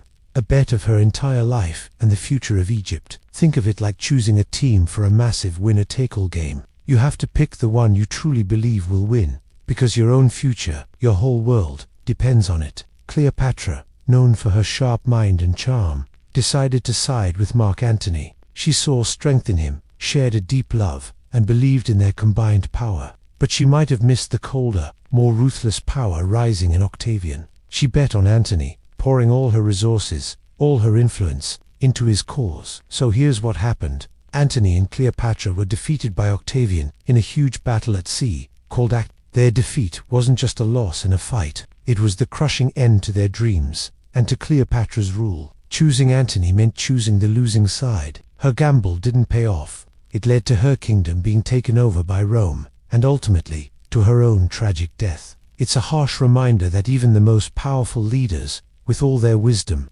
can make a single choice that changes everything, sometimes for the worse. And that's why sometimes even the brightest minds can stumble when the future hangs on a single choice, proving that even a queen's power can't escape the consequences of choosing the wrong side.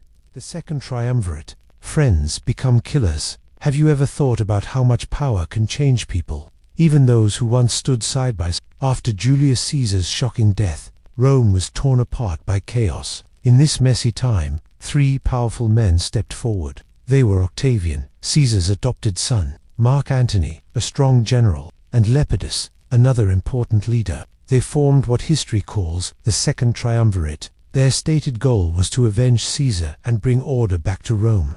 But here's the unsettling truth. They also wanted absolute power for themselves, and that desire, that burning ambition, led to a period of chilling betrayal. These three began as allies, sworn to work together. They divided the Roman world among themselves, deciding who would rule where. But this alliance, born out of shared purpose and a thirst for control, was fragile. It was like a delicate glass structure, beautiful but easily shattered. As time went on, each man began to see the others not as partners, but as obstacles. They started to eliminate anyone who might stand in their way, even friends of their friends, or family members. It wasn't long before they turned on each other. Think of it this way. Imagine you and two close friends are building a huge, complex Lego castle together. At first, you all agree on the design, sharing pieces and helping each other. But then, someone whispers there's a special prize for the single best castle builder, not the best team. Suddenly, your friends might start hoarding pieces, or even secretly trying to knock down parts of your section. The fun of building together is gone, replaced by suspicion and a silent struggle for individual victory. That's a bit like what happened to the triumvirate, but with armies and human lives instead of Lego bricks. Lepidus was the first to be pushed aside, his power stripped away. Then came the bitter, devastating clash between Octavian and Antony. What started as an alliance ended in a bloody civil war, with Antony eventually taking his own life. The story of the Second Triumvirate is a painful reminder of how easily the bonds of trust can shatter when the prize is absolute control. It leaves you wondering about the true cost of power and what it does to the human heart, transforming partners into deadly rivals. Lepidus, the forgotten man of power. Have you ever felt like you were part of something really important, but your name just didn't get remembered? Like you did the work, you were there, but everyone talks about someone else, like you were just a shadow in their story. That's kind of the story of Marcus Aemilius Lepidus. Here's the thing. In the massive power struggles after Julius Caesar died, there were three very strong men who decided to rule Rome together. We usually hear a lot about Octavian, who later became Emperor Augustus, and Mark Antony, with his dramatic story and love for Cleopatra. But there was a third man, He was a general, important and powerful enough to be a key player in what was called the Second Triumvirate. He wasn't some minor figure. For a time, he controlled armies and vast territories. He had a seat at the very top, helping to decide the fate of the Roman world. Imagine being one of only three people running everything, holding such immense responsibility. But as the other two, Octavian and Antony, grew stronger and their ambitions clashed, Lepidus slowly, almost quietly, began to fade. It's a bit like being in a three-person group project at school. You contribute, you do your part, maybe even some crucial background work. But then, as the project nears its end, the other two start getting all the spotlight and making all the big decisions, while your voice gets softer and softer. You're still there, your contribution was real, but you're not really leading anymore. That's what happened to Lepidus. He was pushed to the side, his armies gradually taken, his influence reduced until it was almost nothing. He lived out his days far from the center of power, no longer a threat, no longer remembered by the bustling crowds. His ending wasn't a dramatic betrayal, full of daggers or poison, but a slow, quiet fading away, a kind of political heartbreak. It makes you think, doesn't it, about how some people hold great power, even if just for a while, and then become little more than a footnote in history books. What does it truly mean to be powerful, if no one remembers your reign or the part you played in shaping the world? His story reminds us that sometimes the hardest part isn't a sudden, loud fall, but the gentle, almost unnoticed, drift into being forgotten, and the quiet dignity of playing a vital but uncelebrated role. Sextus Pompey, a pirate's dangerous game. Have you ever felt so pushed aside, so completely wronged, that you just wanted to break all the rules? That's a bit like the story of Sextus Pompey. He was the youngest son of Pompey the Great, a hero many Romans loved. But after his father lost the civil war and was murdered, Sextus found himself an outcast. He watched as new leaders, like Octavian and Mark Antony, took over Rome. Sextus felt betrayed by them, and by the world that had forgotten his family's greatness and honor. Here's the thing. Sextus didn't have an army or an official title anymore, so he chose a different path. He gathered ships and men, and he became a pirate. Not just any pirate, but one who controlled the seas around Italy. Rome depended on ships to bring grain and food from other lands every day. Sextus knew this. By blocking these shipments, he could starve Rome, forcing its powerful rulers to listen to him. It was a dangerous game, fueled by a deep sadness and a thirst for revenge. He truly wanted to avenge his father, to reclaim his family's lost standing. Think about it like this. Imagine your school's biggest event, like a sports day, and someone feels totally left out, ignored by the main organizers. So, they decide to quietly control access to something important, like the water fountain or the sound system. Suddenly, they have power, even if they aren't on the official committee. They are making everyone notice them, for better or worse, because they feel wronged. Sextus Pompey's actions show us something important. When people feel betrayed, they sometimes choose desperate ways to fight back. He wanted to be a hero, but to Rome, he was a rebel, a pirate, a threat. His life reminds us how complex right and wrong can be, especially when loss and a desire for justice drive someone. His story is a sad reminder that even when you fight for what you believe in, against those you feel wronged you, it can lead to a lonely, tragic end. The ripples of one betrayal can become a storm for many. Agrippina the Younger, a mother's thirst for power. Have you ever wondered what happens when even a mother's love twists into a powerful hunger for control? In ancient Rome, Agrippina the Younger proved just how dangerous that could be. She was mother to Nero, one of Rome's most infamous emperors. Her story shows a relentless ambition that swallowed everything in its path. Agrippina dreamed of power, not for herself, but through her son. Imagine wanting something so badly for your child that you'd manipulate an entire empire. She made sure Nero was chosen as the next emperor, even if it meant removing anyone in the way, including her own husband, Emperor Claudius. History whispers she orchestrated his death, clearing Nero's path to the throne. This wasn't about guiding, it was about gripping tightly, controlling every choice. Think about a gardener who prunes a rosebush too harshly, trying to force it into a perfect shape, harming its natural growth. Agrippina was like that, but with a human life. She pushed and pulled, always making sure her son followed her will. For a while, she was the most powerful woman in Rome, practically ruling alongside Nero.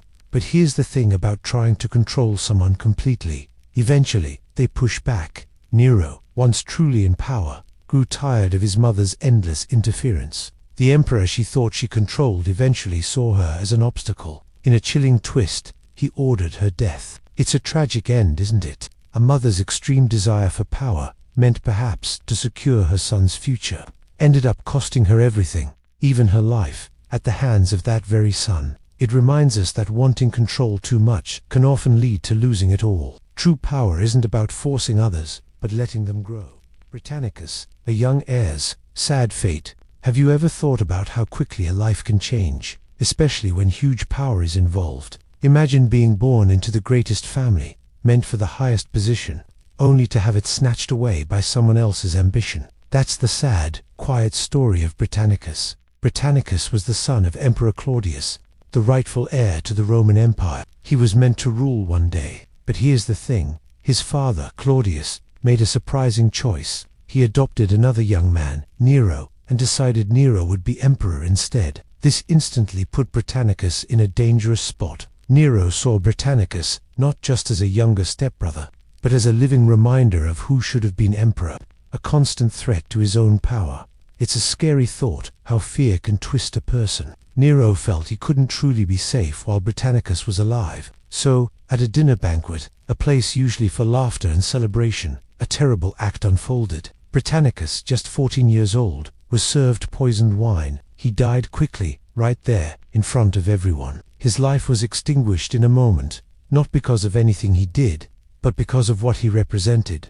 Think about a small, fragile seedling, trying to grow in the shadow of a huge ancient oak tree. The oak tree doesn't mean to harm the seedling, but its sheer size and thirst for sunlight can easily overshadow and eventually snuff out the smaller life. Simply by being there, in a brutal way, Britannicus was that seedling, overshadowed by Nero's desperate grab for power. His death is a stark reminder of how fragile innocence can be when it stands in the path of ruthless ambition. It makes you wonder about all the possibilities that were lost, the life that never got a chance to fully bloom. Sometimes, the deepest betrayals aren't just about breaking trust, they're about ending a future that was never allowed to begin. Seneca's fall, a philosopher's betrayal. Have you ever taught someone, poured your heart into guiding them, only to see them change and then turn against you? That's the sorrowful story of Seneca, a truly wise philosopher in ancient Rome. He spent his life thinking deeply about what it means to live well, to choose good over evil. And here's the thing, he became the trusted teacher and advisor to a young emperor named Nero. He believed in shaping a good leader. Seneca tried his best to instill patience, kindness, and fairness in Nero. For a while, the young emperor seemed to listen, and there was hope. But as Nero grew older and tasted absolute power, something chilling shifted deep inside him. It was like a clear spring slowly turning muddy, then truly toxic. He became incredibly cruel and deeply suspicious. And that's when the betrayal, both emotional and deadly, began. Nero started to see threats everywhere, even from those closest to him, like Seneca. He became convinced Seneca was part of a plot to overthrow him. Even though there was little real proof, think about a gardener carefully tending a rare, beautiful plant. They give it light, water, and care, hoping it will flourish. But then, the plant, once strong, somehow grows thorns and poisons the very hand that nurtured it. That's a bit like what happened. Nero, the student, now all-powerful, saw his teacher not as a guide, but as a mortal danger. In the end, Nero gave a devastating order. Seneca was commanded to take his own life. It's a heartbreaking tale. Seneca, who taught so much about living with dignity, faced this unjust end with a quiet, powerful strength. It reminds us that sometimes, even the deepest wisdom and the purest intentions can't stop power from turning cold and ultimately betraying the people who helped build it. It makes you think about how fragile trust can be, even between a teacher and a student, and how quickly loyalty can be forgotten when overwhelming fear takes hold.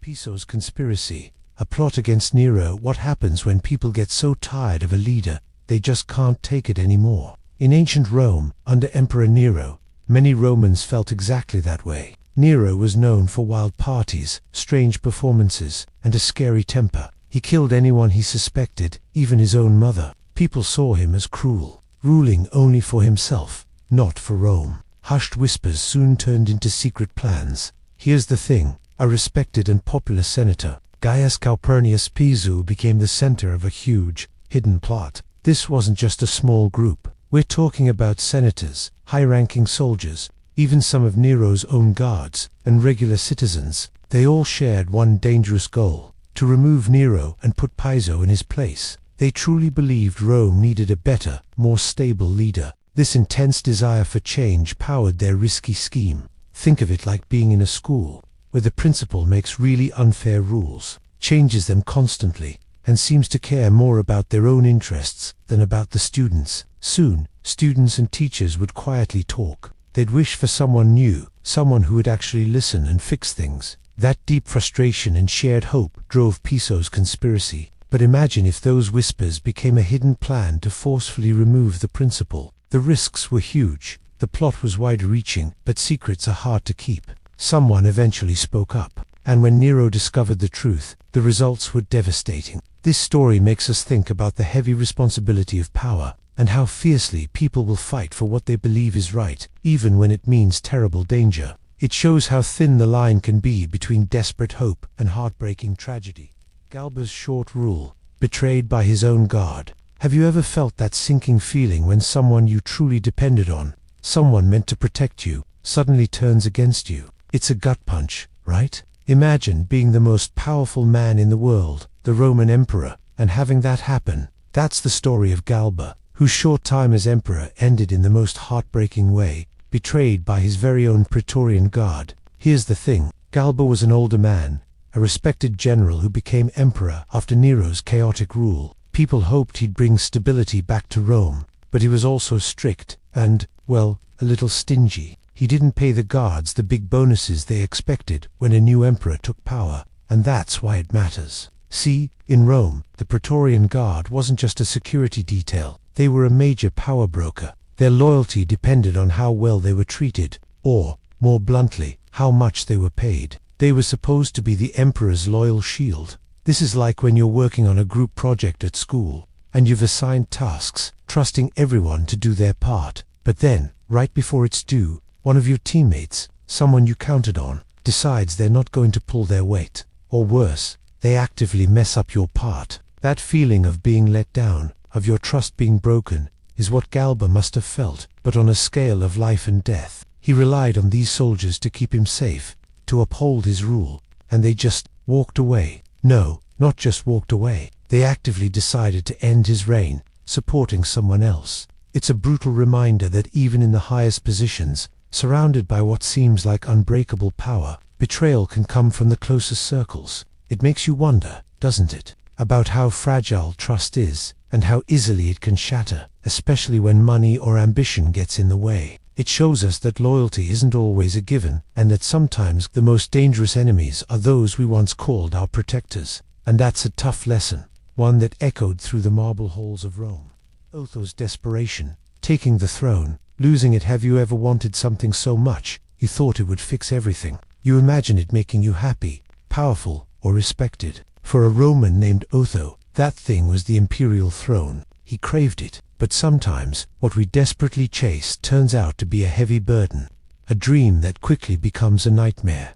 Otho was close to Emperor Nero. When Nero fell, Galba became emperor. Galba was supposed to adopt Otho as heir, but changed his mind. Imagine being promised something huge, then having it snatched away. Otho felt that sting. It twisted into a desperate hunger for power. He decided to take what he believed was his. Otho plotted with the Praetorian Guard, Rome's elite soldiers, to overthrow Galba. It was a shocking betrayal. Galba was killed. Otho sat on the throne. Here's the thing.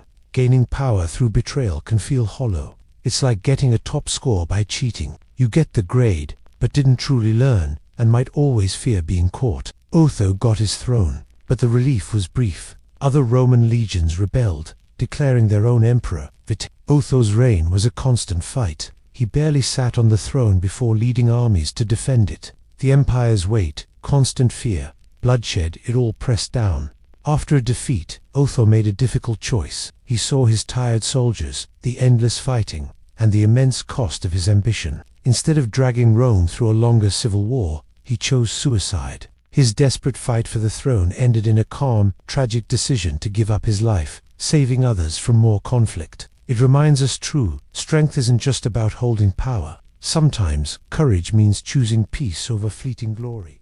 Vitellius's greed, a brief and bloody reign. Have you ever seen someone want something so badly, they'd do anything to get it? That burning desire, that hunger. For Vitellius, a Roman emperor, that hunger was for power and all the luxuries that came with it. Here's the thing, he barely held on to it. His time as emperor lasted only a few short months, a blink of an eye in history, but it was filled with so much violence and excess. So, Vitellius rose to power during a really chaotic time, a year when Rome had 4 different emperors. Imagine a school where the principal kept getting replaced every few months, each one trying to assert their control with force. That's what it was like. Vitellius wasn't known for being a wise leader or a brave general. Instead, he was famous for his love of huge feasts, fancy clothes, and endless parties. He spent money as fast as he could get it, emptying the Roman treasury to satisfy his appetites. He loved to eat, and he loved to spend. His greed wasn't just about money, it was about getting everything he desired. Right now, think of it like this. If you had a whole week's allowance, and you spent it all on candy in one day, you get that rush of sweetness for a few hours, but then it's gone, and you're left with nothing, maybe even a stomachache. That was Vitellius, but on an empire-sized scale. He grabbed power, ate up the wealth of Rome, and thought he could just enjoy it all. but he created enemies everywhere with his choices. People saw his lavish spending and knew he wasn't really trying to make Rome better. He was just taking dot, and that's why it matters. His short, bloody reign shows us a harsh truth. When power is driven only by selfish desires, by wanting more and more, it rarely lasts. It doesn't build anything strong or good. Instead, it often crumbles under its own weight, leaving only chaos and a painful lesson about how true leadership is never about how much you can take, but about how much you can give. Vespasian's rise. Taking back Rome. Have you ever felt completely lost, like everything around you was falling apart? That's how many Romans must have felt after Emperor Nero died. Rome was a mess. 3 emperors came and went in just one terrible year. It was a time called the Year of 4 Emperors, a time of deep betrayal and fear. The very idea of Rome, its strength, seemed to shatter. But sometimes, when things are at their darkest, a light appears from an unexpected place. And here's what happened. A man named Vespasian stepped forward. He wasn't born into a fancy noble family. He was a general, strong and practical, and far away, leading Roman armies. Imagine the feeling in Rome. The city was bleeding, its people desperate for someone, anyone, to make the fighting stop. Each new emperor meant more bloodshed, more uncertainty. It was like being on a ship in a storm, tossed by giant waves, and suddenly seeing a lighthouse beam cut through the darkness. Think about a school play, or a big group project, where everyone is arguing, no one agrees, and it feels like it's all going to fail. You feel that dread, right? Then, one person, maybe not the loudest or most popular, just quietly takes charge, gives clear directions, and suddenly, things start to come together. That's a bit like what Vespasian did for Rome. He didn't just grab power, he earned it by bringing back a sense of order. His rise wasn't about clever political tricks or grand speeches, but about a deep, quiet resolve to save a shattered empire. He understood that Rome needed healing, not more conflict. He had to take back Rome, not just from rivals, but from the brink of despair, and that's why it matters. It shows us how hope can emerge from the ashes of chaos. It reminds us that sometimes the true strength needed to rebuild comes from those who are steady and sure, those who put the greater good before their own ambition, offering a worn-out world a chance to breathe again. Domitian's fear. Everyone was a suspect. What happens when the most powerful person in a kingdom feels the most afraid? Imagine living in a world where the very air felt thick with suspicion, where every smile could hide a lie, and every whisper might be a plot. That was the grim reality for Emperor Domitian in ancient Rome. He held absolute power, but it was a power poisoned by his own terror. He saw enemies everywhere, lurking in the shadows of his palace, even among his closest advisors. His heart was gripped by an intense paranoia, a crushing fear that someone, anyone, was always waiting to betray him. This wasn't just a fleeting worry, it became how he lived, how he ruled. In the dangerous world of Roman politics, betrayals were common, and an emperor truly did have to watch his back. But Domitian's fear grew beyond caution. It swelled into a dark cloud that covered everything, turning loyalty into a question mark, and friendship into a potential trap. He believed everyone was a suspect, because he couldn't imagine anyone being truly trustworthy. Think of it like this. Have you ever been in a situation where a rumor starts, and suddenly, you feel like everyone is looking at you differently? Or maybe you've worried someone was secretly mad at you, and every normal conversation felt tense, like they were hiding something. Domitian lived like that every single day, but with the lives of thousands of people in his hands. He was convinced that plots were everywhere, so he had to uncover them, no matter the cost. His fear twisted the truth, making innocent actions seem guilty, and turning loyal servants into imagined traitors. And here's the thing. His constant suspicion created the very environment he feared. People did become afraid, not of plotting against him, but of his unpredictable anger. They walked on eggshells, knowing one wrong word or look could mean their end. It shows us how easily fear, even in the most powerful, can build a lonely prison, not just for the one who fears, but for everyone around them. True security, it turns out, often comes from trust, not from constant suspicion. Pliny the Younger, speaking out against tyranny. Have you ever seen something wrong happen, and your gut tells you to speak up, but fear holds your tongue? It's a heavy feeling, isn't it? Imagine that fear multiplied 1,000 times. That's what it was like for people living under a tyrant in ancient Rome, especially during the rule of Emperor Domitian. One wrong word could mean the end of everything. Yet, a man named Pliny the Younger chose to speak. Pliny lived during a dark time. Emperor Domitian was cruel, full of suspicion, with spies everywhere. Many powerful Romans were too scared to challenge him. They saw friends and family vanish, or executed just for being suspected. So, they stayed silent, hoping to survive. But Pliny felt a deeper call. He knew that silence in the face of injustice wasn't just safe. It was also a betrayal of truth, of what was right. He understood true courage wasn't about a sword, but about using your voice when it mattered most. Here's the thing. Standing up to someone powerful when everyone else is afraid takes incredible bravery. It's like being the only one in a crowded room who points out the emperor has no clothes, even when you know it might make you a target. Pliny wasn't just being brave. He was fighting for future generations, hoping his words might spark a change, even if he didn't see it himself. So, his act wasn't just a moment in time. It was a ripple, a quiet challenge that reminded everyone that even in the darkest times, the human spirit yearns for justice. It shows us that speaking your truth, even when it's scary, can sometimes be the most powerful weapon against unfairness. This isn't just a story from ancient Rome. It's a timeless lesson about the quiet strength of words, about choosing courage over comfort, and about the lasting impact one voice can have. Trajan's trust, an empire's good leader. Have you ever wondered what it would be like to lead a whole empire, knowing that betrayal could lurk around every corner? Roman history is full of stories about power and people trying to snatch it away. But then, there's Trajan. He stands out, not for his battles, but for something quieter, yet incredibly strong, his trust. He became emperor not by force, but because the previous emperor, Nerva, actually chose him and adopted him. It was an act of faith, a belief that Trajan was the right person.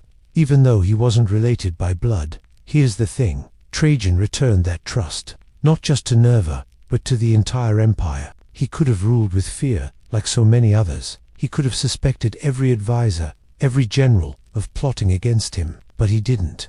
Instead, he chose to believe in the people around him. He gave them important jobs and let them do them, truly trusting their skills and loyalty. It was a rare, beautiful thing in a world often defined by suspicion. His strength wasn't just in his armies, but in his deep faith in others. Think about a team captain who picks a player for the final shot, not because that player is always the top scorer, but because the captain truly believes in their calm focus and hidden determination. That captain isn't just giving a chance, they're investing hope. When Trajan showed such trust, it didn't make him weak. It made his leaders work harder, inspired them to be their best. They knew he saw their potential, not just their flaws. And that kind of belief can change everything. It builds loyalty that no threat or bribe could ever break. It shows us that true strength in leadership sometimes means daring to be vulnerable, daring to trust. And sometimes, that trust is the most powerful legacy a leader can leave behind.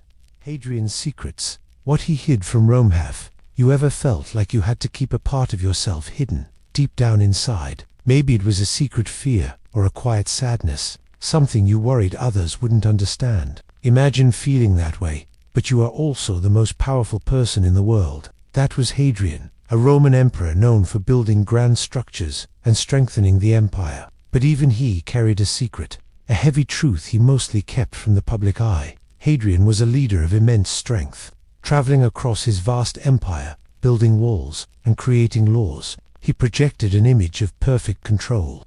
A ruler always composed and focused on Rome. But here's the thing, Hadrian was also a human being. He experienced deep love, especially for a young man named Antony. Their bond was profound, a connection that broke the usual expectations of Roman society for an emperor. This kind of relationship wasn't widely accepted for a Roman leader, so Hadrian had to keep much of it quiet. Then, tragedy struck. Antony died unexpectedly. The grief that tore through Hadrian was immense, a wound he could not easily show. Think about it like this. Maybe you have a very special pet, a best friend, or a grandparent you love more than anything. If something happened to them, your heart would ache. You might want to cry or talk about your pain all the time. But what if you felt you couldn't? What if you had to put on a brave face every single day, because millions of people were watching you, expecting you to be flawless? That was Hadrian's burden. He honored Antony in private, building cities and statues in his memory. But the true depth of his sorrow, and the nature of their love, remained largely a secret from Rome. It shows us something important. Even those who seem unbreakable, those who hold the world in their hands, can carry hidden sorrows and quiet heartbreaks. They, too, are simply people, and sometimes the hardest betrayal isn't against an empire, but against your own authentic self, forced to hide your deepest feelings from the world. Antoninus Pius, a peaceful reign, but how? Imagine a time in Roman politics, often full of backstabbing and betrayal, where suddenly a leader emerges and everything just ...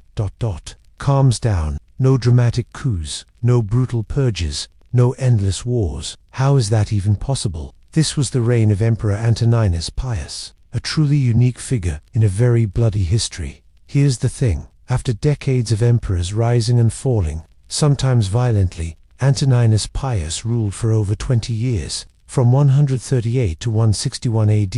It was a period often called the Pax Romana, Roman peace at its height. But it wasn't just luck. His secret wasn't about being the strongest warrior or the craftiest politician. It was about something much quieter, much deeper: his character. He was known for being incredibly reasonable, fair, and dedicated to his duty. Instead of seeking new conquests or trying to show off his power, he focused on strengthening existing laws, managing the empire's money wisely, and making sure the provinces were treated justly. Think of it like a really good teacher in a classroom. Some teachers try to be the loudest or the most exciting, but sometimes the best teachers are the ones who create a calm, fair environment where everyone knows the rules and feels respected. They don't need to shout to be in charge. Their presence alone brings order. That's what Antoninus Pius did for Rome.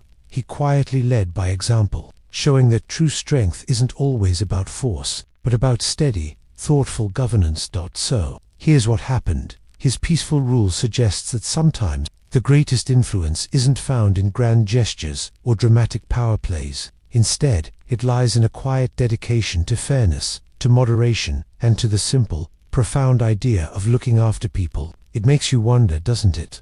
If true leadership is less about being feared and more about building trust, one steady day at a time. And that's why it matters.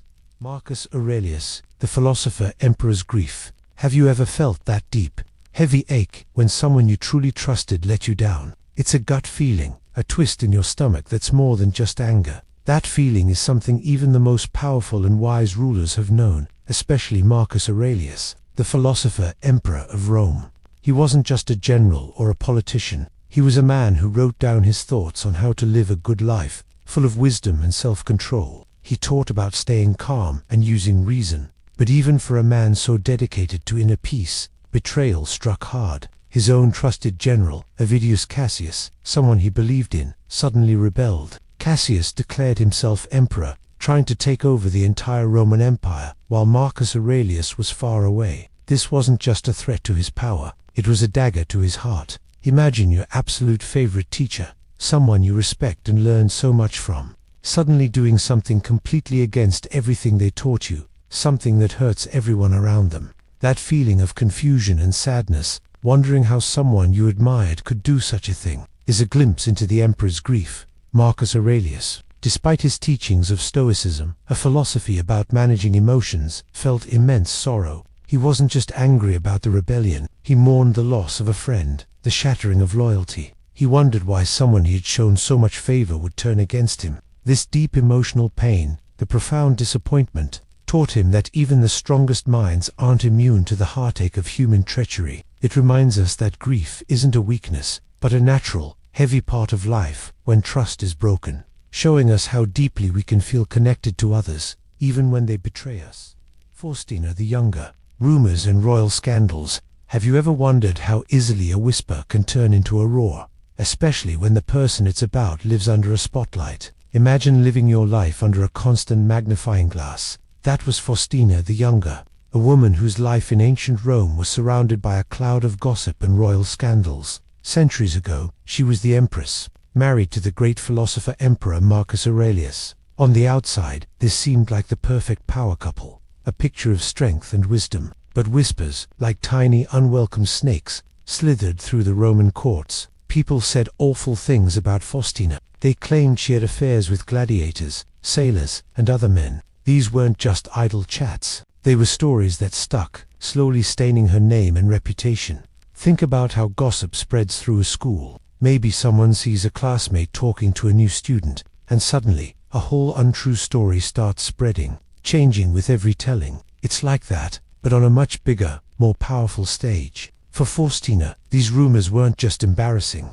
They were direct attacks on her honor and her family's standing. Even her husband, the emperor, known for his deep wisdom, struggled with how to handle them. He loved her, and he often dismissed the talk, but the damage was already done. How heavy must that burden have felt, to know that no matter what you did, the whispers followed, always questioning your true character. This shows us something important about history and human nature. What people say about you, whether true or false, can create a lasting image, one that even outlives you. It makes you think about the immense power of words, and how carefully we should listen to what's said, and what's merely whispered, about anyone, past or present. Because sometimes, the most dangerous betrayals aren't with a knife, but with a lie, softly spoken. Pertinax's promise, trying to fix Rome. Pertinax's promise, trying to fix Rome. Have you ever seen a place so broken, so tangled in its own problems, that you wonder if anyone could ever truly fix it? Imagine Rome after Emperor Commodus's madness. It was a city drowning in fear and corruption. Then came Pertinax, a man with a different kind of heart. He wasn't born into power, but had a long, honest career. Here's the thing, he saw Rome bleeding, and he wanted to heal it. Pertinax promised to bring back the good old days. He spoke of honesty, of living within the empire's means, and of fairness. It was like a new principle, arriving at a school where rules were ignored, budgets mismanaged, and only a few truly benefited from the chaos. The new principle said, "We're going to clean this up. We'll be fair, responsible, and everyone will earn their place." It sounds good, right? But the mess wasn't just visible. It was in the minds of the people, especially the powerful Praetorian Guard, used to huge bribes and controlling emperors. He tried to cut spending, to stop the special deals and favoritism that had become common. He sold off Commodus's extravagant possessions to refill the nearly empty treasury. This meant less money for the soldiers, fewer perks for the wealthy. The people who had benefited from the old, broken system felt threatened. They liked the chaos because it served them. It's hard to give up personal gain for the common good. Pertinax was trying to mend a deeply broken spirit, not just broken laws. He was asking people to give up comfort and greed for the good of everyone. But sometimes, people aren't ready for that kind of change, especially when the path of corruption is so much easier. His brief reign reminds us how fragile hope can be, and how hard it is to change a system when powerful people gain from its brokenness. It shows the lonely burden of integrity in a world that often rewards betrayal. Didius Julianus, buying an empire. Imagine wanting something so much you'd pay any price for it. But what if that something was leadership of the Roman Empire? Could you really just buy your way to power, becoming the leader of millions? This is the heartbreaking story of Didius Julianus.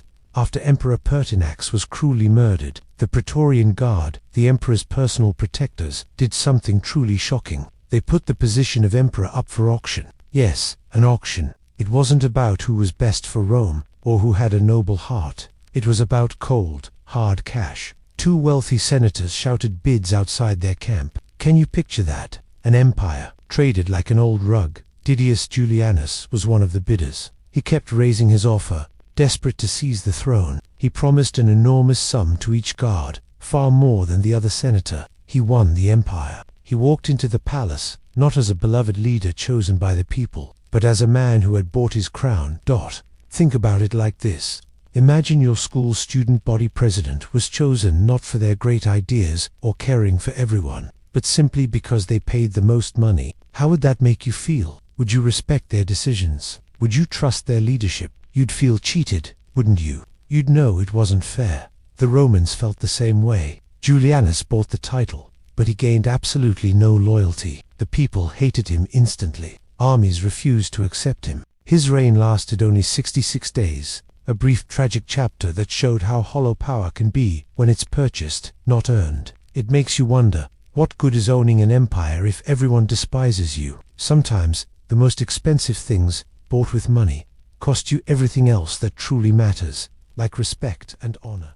Ghetto's murder, Caracalla's cruel deed. Have you ever wondered what happens when brothers hate each other so much that one would do anything to get rid of the other? In ancient Rome, this dark rivalry often led to deadly results. Here's what happened between Caracalla and Geta. sons of Emperor Septimius Severus. Their father had hoped they would rule together, sharing the vast Roman Empire, but from the start, their relationship was poisoned by jealousy and a hunger for power. They barely tolerated each other. When their father passed away, the plan was for them to be but instead of working together, they acted like bitter rivals, even splitting the palace down the middle. They couldn't stand to be in the same room, let alone rule an empire together. It's like two siblings sharing a room, but one day, one decides they want it all and will do anything. This wasn't about a room though. It was about absolute control of the biggest empire the world had ever seen. Caracalla, the older brother, saw Geta as nothing but a threat that had to be removed. One day, Caracalla pretended he wanted to finally make peace with Geta. He asked his brother to meet their mother, Julia Domna, in her private apartment for what sounded like a heartfelt family talk. Geta, perhaps hoping for true reconciliation, went, but here's the thing, it was a cruel trap. As Geta embraced his mother, soldiers loyal to Caracalla burst into the room. Geta, terrified, tried to hide in his mother's arms, clutching her tightly, but it was no use. They dragged him away and killed him right there, with his own mother watching, screaming in helpless horror. Imagine the shattering pain of a mother seeing one son murder the other, right in front of her. That moment must have left an unhealable wound. It's a powerful, sad reminder that sometimes, the relentless desire for power can turn even brothers into the cruelest enemies, leaving scars that never truly fade.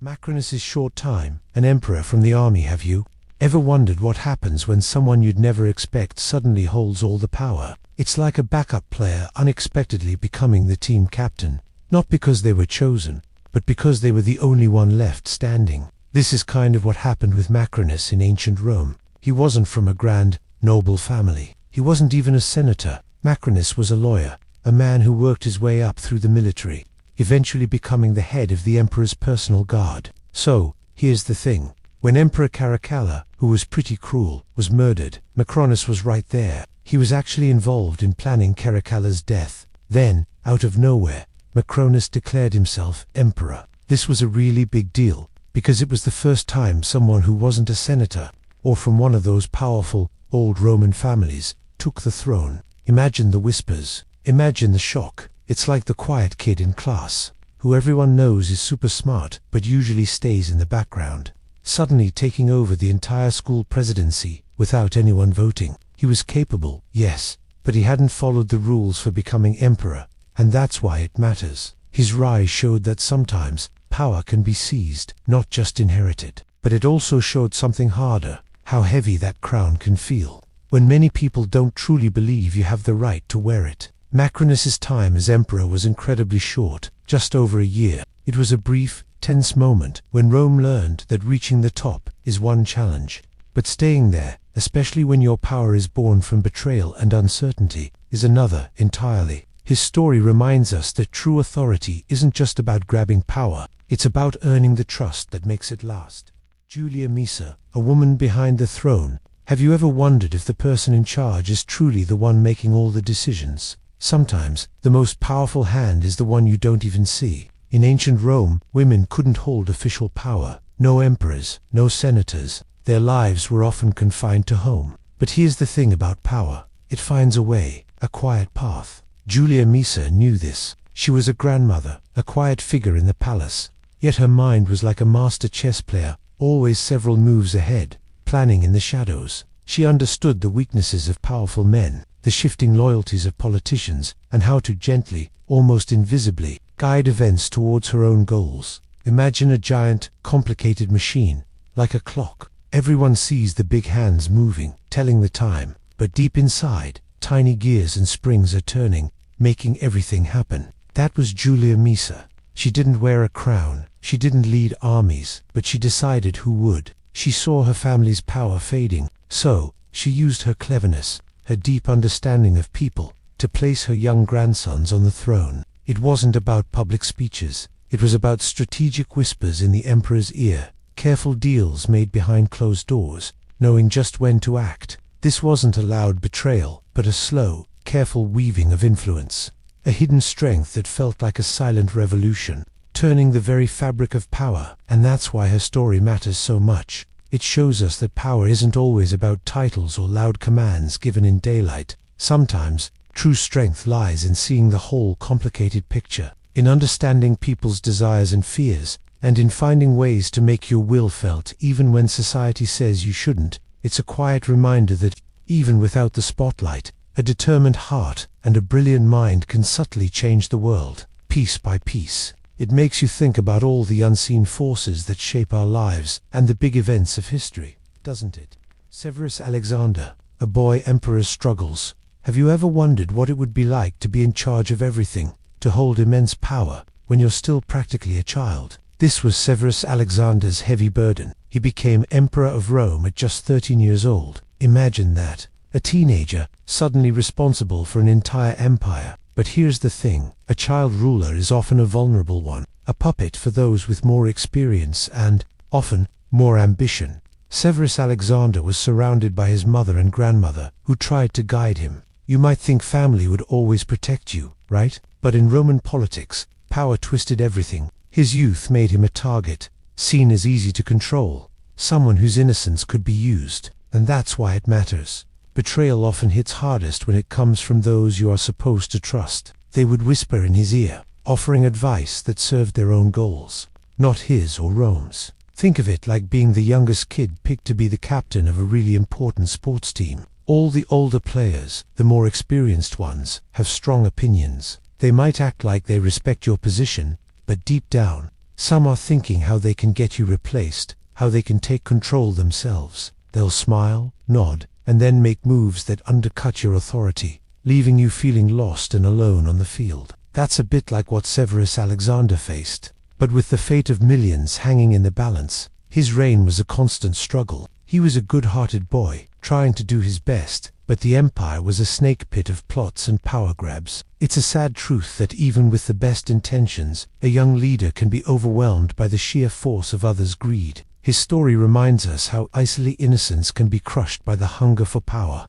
and how trust can vanish when the stakes are high. It makes you pause and think about the courage it takes to stand firm when the whole world, even those closest to you, might be waiting for you to fall.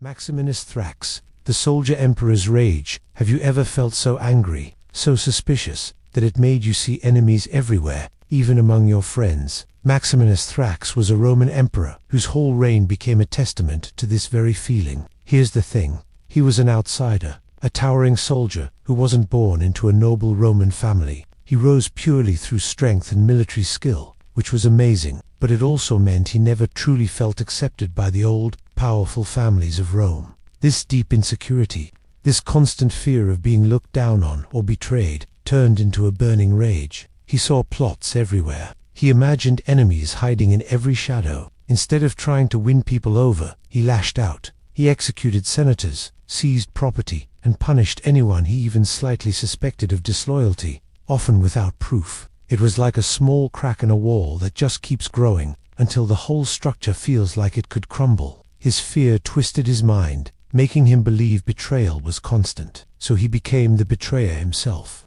turning on his own people first. Think about it like this. If you're always worried someone might trick you in a game, you might start accusing your teammates even when they're trying to help. That worry, if it's too strong, can make you push away the very people who care. Maximinus's rage wasn't just about power, it was about a profound loneliness born from suspicion. He didn't trust, so he was never truly trusted. And that's why it matters. His brutal rule pushed everyone to their breaking point. In the end, it was his own soldiers, tired of his cruelty and endless wars, who turned on him, fulfilling the very betrayals he so desperately feared. It makes you wonder, doesn't it, if unchecked fear and anger truly lead us to our own downfall, trapping us in the very cycle we dread.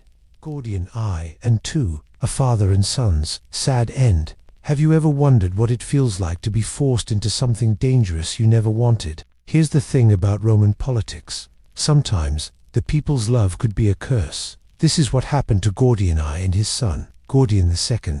Gordian I was an old, respected senator, wanting to live peacefully, but the people of Africa, suffering under cruel Emperor Maximinus Thrax, declared him emperor. He was 80 years old, so here's what happened. Gordian I knew this was a death sentence. Accepting meant war against a violent emperor. Refusing meant death from the angry mob. It was a choice between two terrible ends. Out of fear and duty, he accepted. His son, Gordian II, stepped up to rule with him. Imagine being pushed onto a bright stage, lights blinding you, when you just wanted to watch. That's a bit like their situation. The circumstances themselves were a massive betrayal of their quiet lives.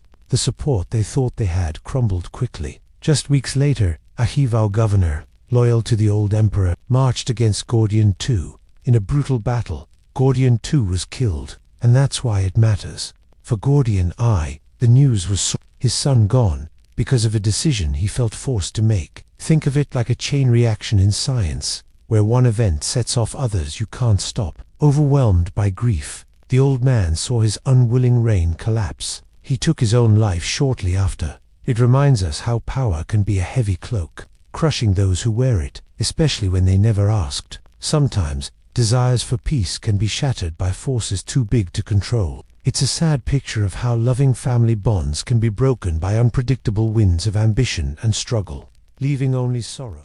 Puppinus and Balbinus, two emperors. No trust. Have you ever had to work closely with someone you couldn't stand? Now, imagine that person wasn't just a classmate, but the only other person sharing the most powerful job in the world. This was the impossible situation for Puppinus and Balbinus, two men chosen to rule the Roman Empire during a desperate time. The year was 238 AD. Rome was a mess, going through emperors faster than seasons. The Senate, Rome's main council, picked Puppinus and Balbinus to stabilize things. They thought if two men of different backgrounds, one a tough soldier, the other a respected politician, ruled together, they'd balance each other out. A clever idea, right? But here's the problem. They hated each other. A deep, bitter rivalry simmered, a constant, chilling whisper of distrust. Think of it like this. Imagine, you and another student are the only two who know how to defuse a bomb about to blow up your whole school. You both have a piece of the puzzle, and you both need to work together perfectly, or everyone is in danger. But instead of focusing on the wires, you're constantly worried the other person will trip you,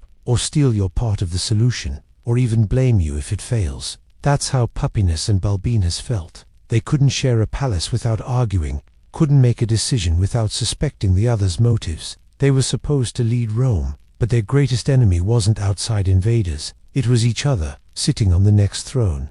Their fear and pride blinded them. It became a silent, constant betrayal of the empire they were meant to save. When you can't trust the person standing right beside you, even when facing a common enemy, the entire structure weakens. It shows us how internal division, born from personal hatred, can be the most dangerous threat, quietly crumbling even the strongest foundations from within.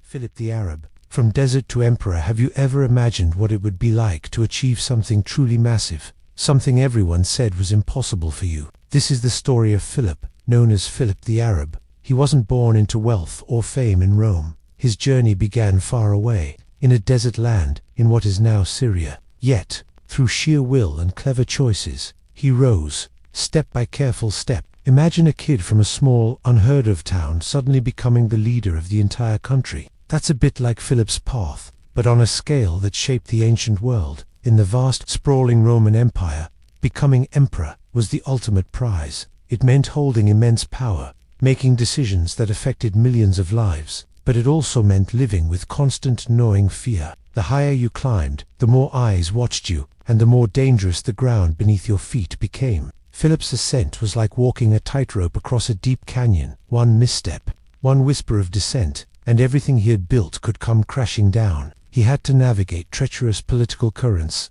outsmart ambitious rivals, and earn the fierce loyalty of powerful armies. Each step up was a testament to his ambition and skill, but also a new layer of vulnerability he had to carry. Think about a captain of a big sports team. Getting to be captain is a huge accomplishment, right? Everyone looks up to you, but with that title comes immense pressure. You have to perform, keep everyone happy, and deal with rivals on and off the field. It's not just about winning. It's about constantly proving you belong there, knowing any mistake or challenge could cost you everything. Philip reached the very top, from a simple desert life to wearing the heavy, imperial purple. The warmth of his homeland sun was long gone, replaced by the cold, often lonely weight of a crown. It's a powerful reminder that sometimes the greatest triumph can also bring the greatest isolation, and the very height of power can be the most unstable place of all.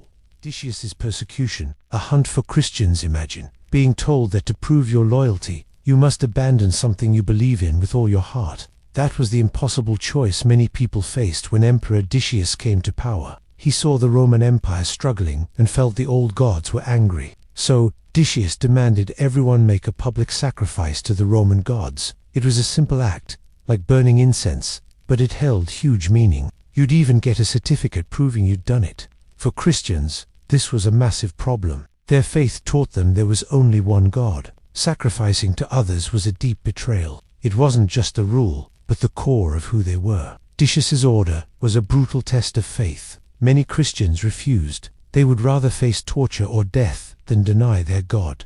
This wasn't a local issue. It was an empire-wide hunt designed to force conformity or suffer. Think about it. Imagine your school required every student to wear a specific team's jersey, but you deeply believed in another. Wearing it would feel like betraying your own identity. The pressure would be immense. But for Christians, the stakes were infinitely higher. Many sacrificed to save their lives. Others stood firm, becoming martyrs, people who die for their beliefs. This era showed faith's power, but also how cruel power becomes trying to control innermost thoughts. It makes you wonder, what would you stand for, no matter the cost? And what does it mean when a government tries to force beliefs?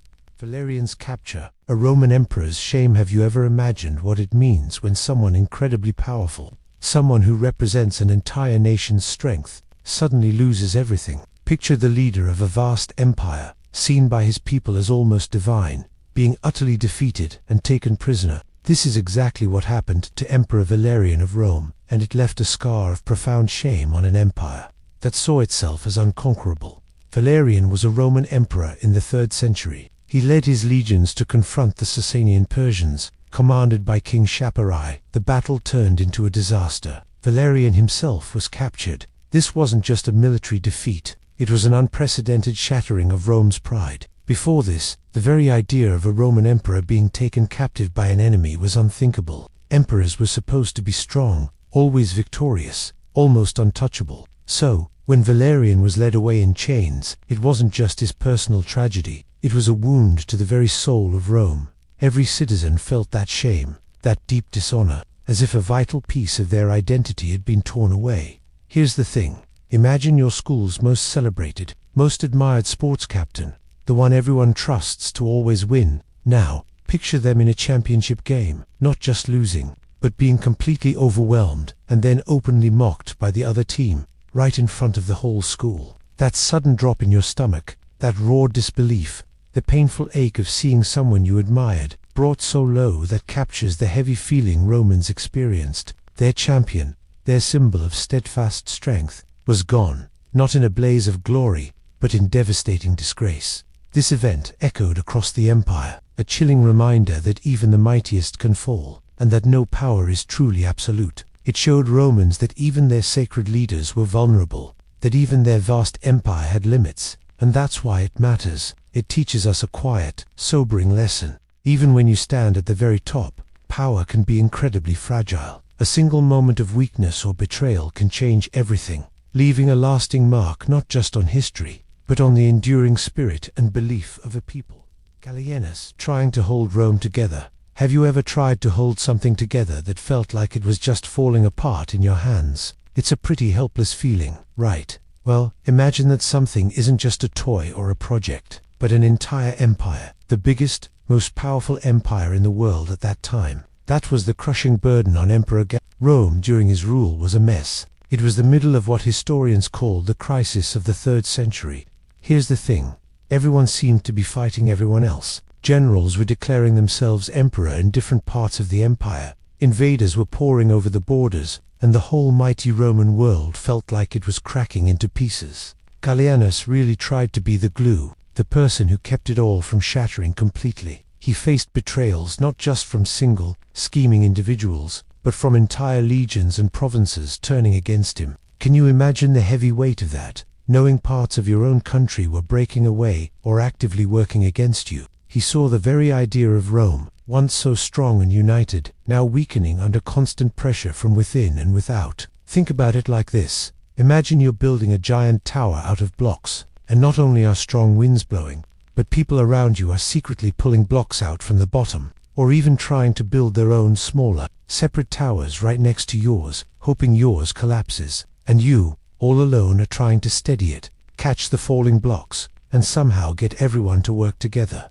It was an impossible job, full of frustration and the deep, deep weight of responsibility. It makes you think about what it truly means to lead when chaos surrounds you, and loyalty feels like a luxury. Can one person really mend a world that seems determined to break itself into countless pieces? Gallienus's story isn't just about battles or political moves, it's about the lonely fight to keep hope alive, even when betrayal comes from every direction and the future looks bleak. It shows us how even the grandest, most powerful things can be surprisingly fragile, and how much courage it takes just to try and hold on to what you believe in, against all odds.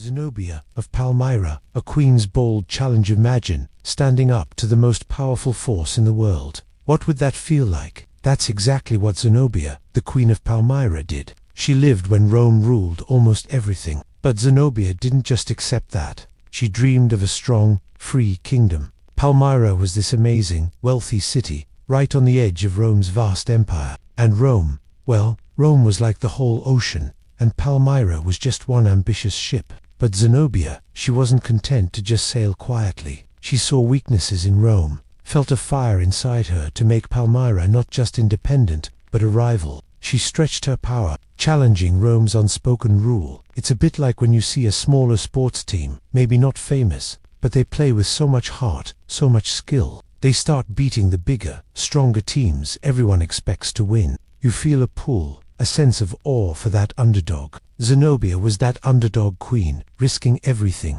Her challenge wasn't just a political move, it was a deeply emotional gamble. She put her entire life, her people's future, on the line. She believed in herself, in Palmyra, even when others would have bowed down. But here's the thing, Rome would not be ignored forever. When the full might of the empire turned its attention back to Palmyra, the dream Zenobia built began to crumble. Her grand vision of an independent Palmyra was crushed. It was a kind of betrayal by a world order that refused to change for her. The fight was brutal, and the outcome, for Palmyra, was heartbreaking.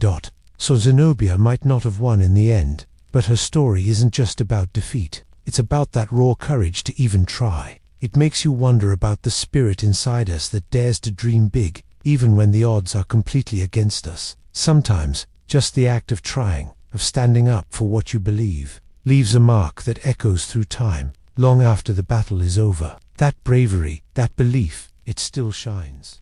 Aurelian's walls, protecting Rome from itself. Have you ever wondered what truly makes something safe? Is it the biggest lock, the tallest fence? For ancient Rome, a massive ring of stone walls, built by Emperor Aurelian, was supposed to be its ultimate protection. But here's the thing about those walls. They were built not just against invaders from far away, but almost, in a strange way, against Rome itself. Imagine a city that for centuries believed itself untouchable. Rome, the eternal city, rarely needed walls around its sprawling core. Its power, its legions, its very reputation, these were its shield. But then came a long, dark time of deep trouble, constant civil wars, emperors betraying each other for power, and a gnawing fear of internal seizure. This relentless struggle, this endless cycle of suspicion and broken promises, left Rome profoundly weak. It was like a body fighting itself, distracted and vulnerable. When fierce barbarian tribes finally pushed deep into Italy and threatened the capital,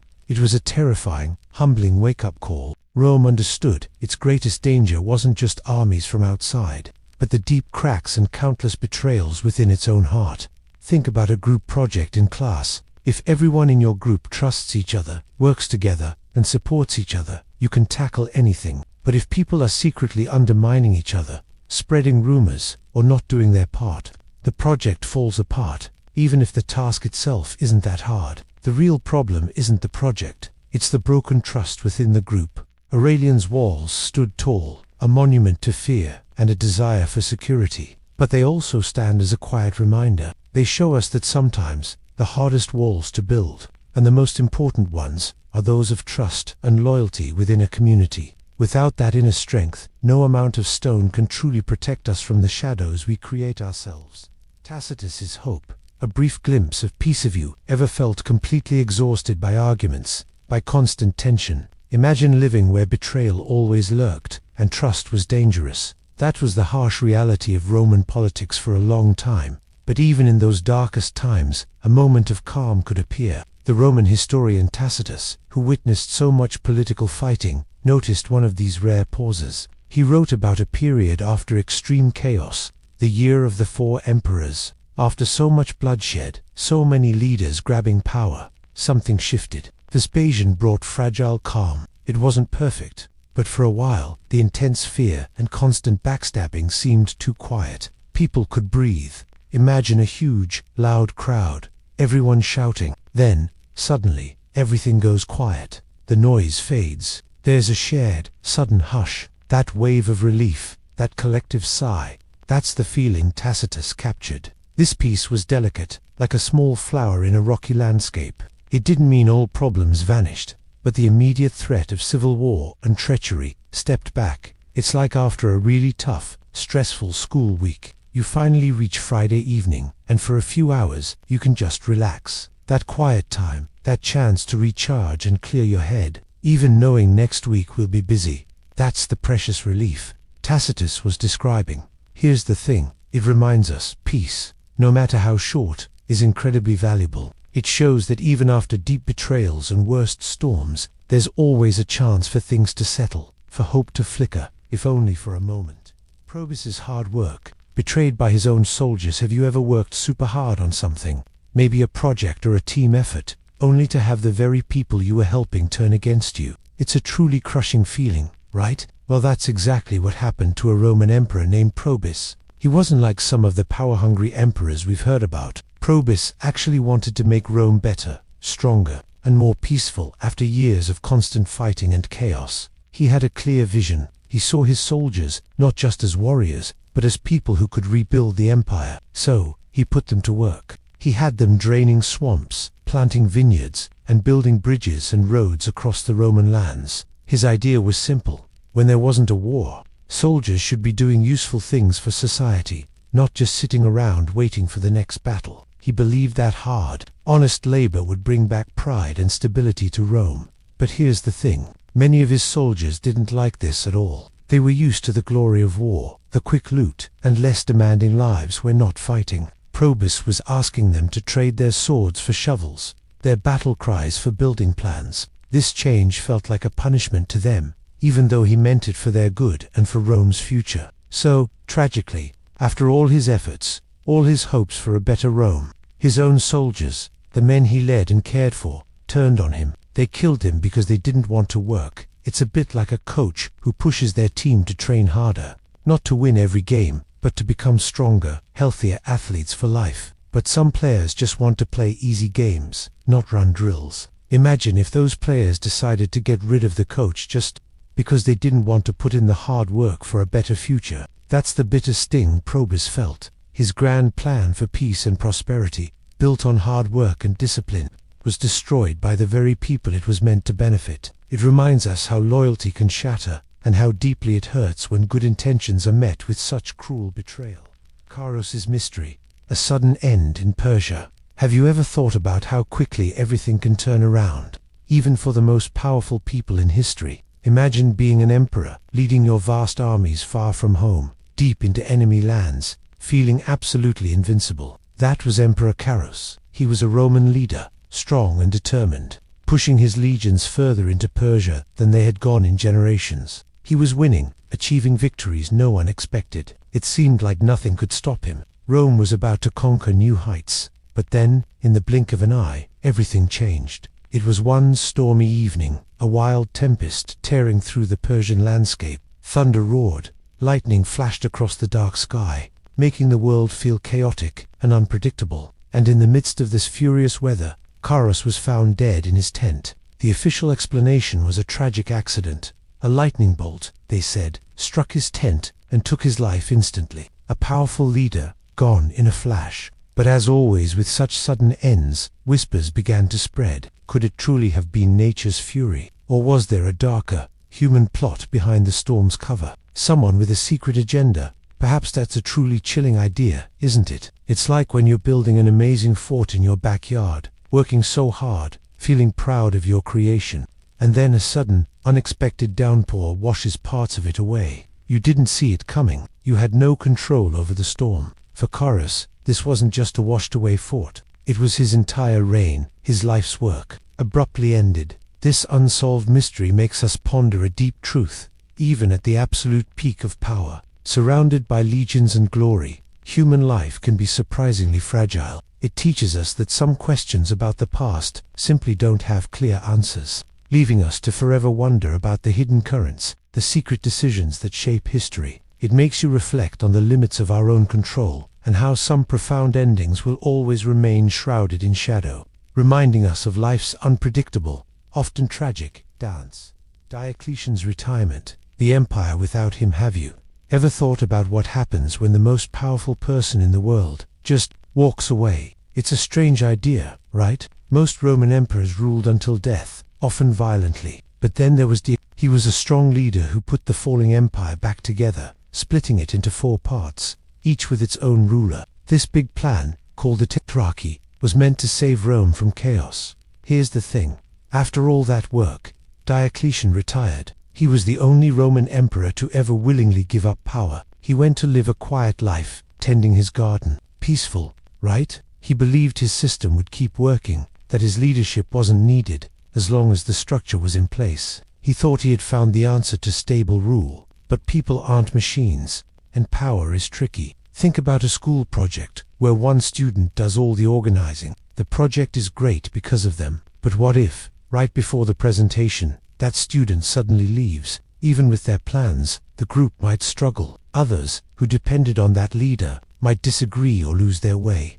That's kind of what happened with Rome. Diocletian held it all together. When he left, his carefully built system, the Tetrarchy, began to crack. The other rulers started fighting for power. They seemed to betray his vision for peace. His absence, meant for stability, brought new struggle. It showed even clever plans sometimes rely too much on one person. And that's why it matters. Even a powerful leader, trying to do good, can leave unintended consequences, changing history. It's a quiet tragedy. Realizing your best intentions can lead to conflict once you're gone. Maximian's comeback, a father's failed plot. Have you ever felt truly let down by someone you were supposed to trust the most? Someone family. It's a heavy feeling, right? Now imagine that, but on the biggest stage, with an entire empire at stake. That's the story of Maximian, a Roman emperor who just couldn't let go of power, even if it meant turning against his own son. Maximian had been a powerful leader, but he'd stepped down, supposedly. He handed the reins to others, including his son Maxentius, who became emperor in Rome. But here's the thing. Maximian didn't really want to be retired. He missed the glory, the control. He still saw himself as the true ruler, maybe even better than his son. And that's why it matters, because this ambition grew into something dark. So Maximian decided to plot. He tried to convince soldiers and officials to betray Maxentius, his own flesh and blood. Think about it like this. Imagine you're on a sports team, and your coach, who also happens to be your dad, suddenly starts telling your teammates to ignore your plays and follow his outdated strategies instead, just because he misses being on the field. It would feel like a huge betrayal, wouldn't it? A parent is supposed to guide and support, not undermine. Maximian's plan was selfish. He tried to get people to turn on Maxentius, probably spreading rumors or making promises, but the plot failed. Maxentius found out. It's hard to imagine the hurt, the shock, of discovering your own father is trying to overthrow you, not for the good of Rome, but for his own ambition. Maximian's attempt at a comeback was a sad, desperate grab for power that ended not with glory, but with a family broken and a trust shattered. It reminds us how even the strongest bonds can be twisted by the hunger for control. Galerius's hate, persecuting Christians again. Have you ever felt like someone truly disliked you?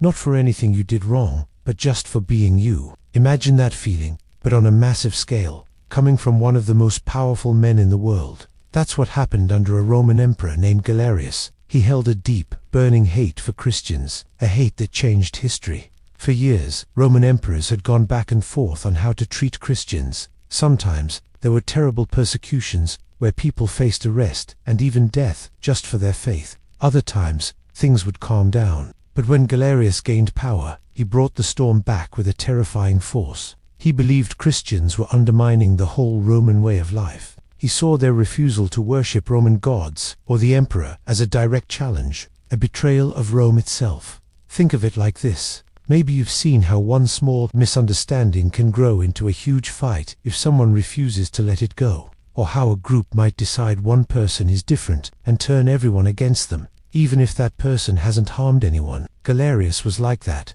He focused on the Christian refusal to join certain Roman rituals, and he let that small difference fill him with rage. To him, their private beliefs were a public threat. So, he ordered churches torn down, their holy books burned to ashes. He sent soldiers to round up people, forcing them to give up their faith or face terrible punishments. It was a time of immense fear and suffering, all because of one man's intense, bitter hatred. It reminds us how dangerous prejudice becomes and how much pain it causes, simply for believing differently. It makes you wonder how people found the strength to keep going.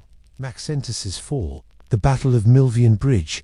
Have you ever felt like everything important was hanging by a thread? Like one wrong step could make everything collapse? That's what it must have felt like for Maxentus, a Roman emperor, as his grip on the city started to weaken. He had control, but another general, Constantine, was coming to take it. This wasn't just a disagreement. It was a desperate fight for the heart of the Roman world, a battle for supreme power. So, here's what happened. Maxentus faced Constantine's army near Rome. The clash became legendary, known as the Battle of Milvian Bridge. Maxentus was pushed back, his soldiers retreating towards the bridge over the Tiber River. It was his escape route, but it also became his downfall. The bridge itself was part of a plan, maybe even a trap. His forces were caught, trapped with their backs to the water. Imagine the chaos, the panic, the cold dread as thousands realized their leader's choices had led them here. It's like when you're playing a big game. You're winning, but then one bad decision suddenly costs you everything. Your perfect plan falls apart. For Maxentus, the bridge meant to save him crumbled beneath his retreating army. He fell into the river, never to be seen again. His reign, his power, his very life ended in that cold water. And that's why it matters. One battle, one bridge, decided an empire's fate. It shows us how quickly power can vanish, how fragile even strong leaders can be. A single moment can change the world, ending one person's rule in a sudden, watery way. It set another on a path to legendary fame. It's a quiet reminder that even absolute power is only ever temporary. Licinius's betrayal. Constantine's last rival. What does it feel like when someone you once stood beside becomes your worst enemy? Imagine trying to share a huge responsibility, only for ambition to tear it all apart. This is the story of Licinius and Constantine, two powerful men who tried to rule the Roman world together. They were co-emperors, even declaring religious freedom side by side. But Rome was too big for two absolute rulers. There was only room for one.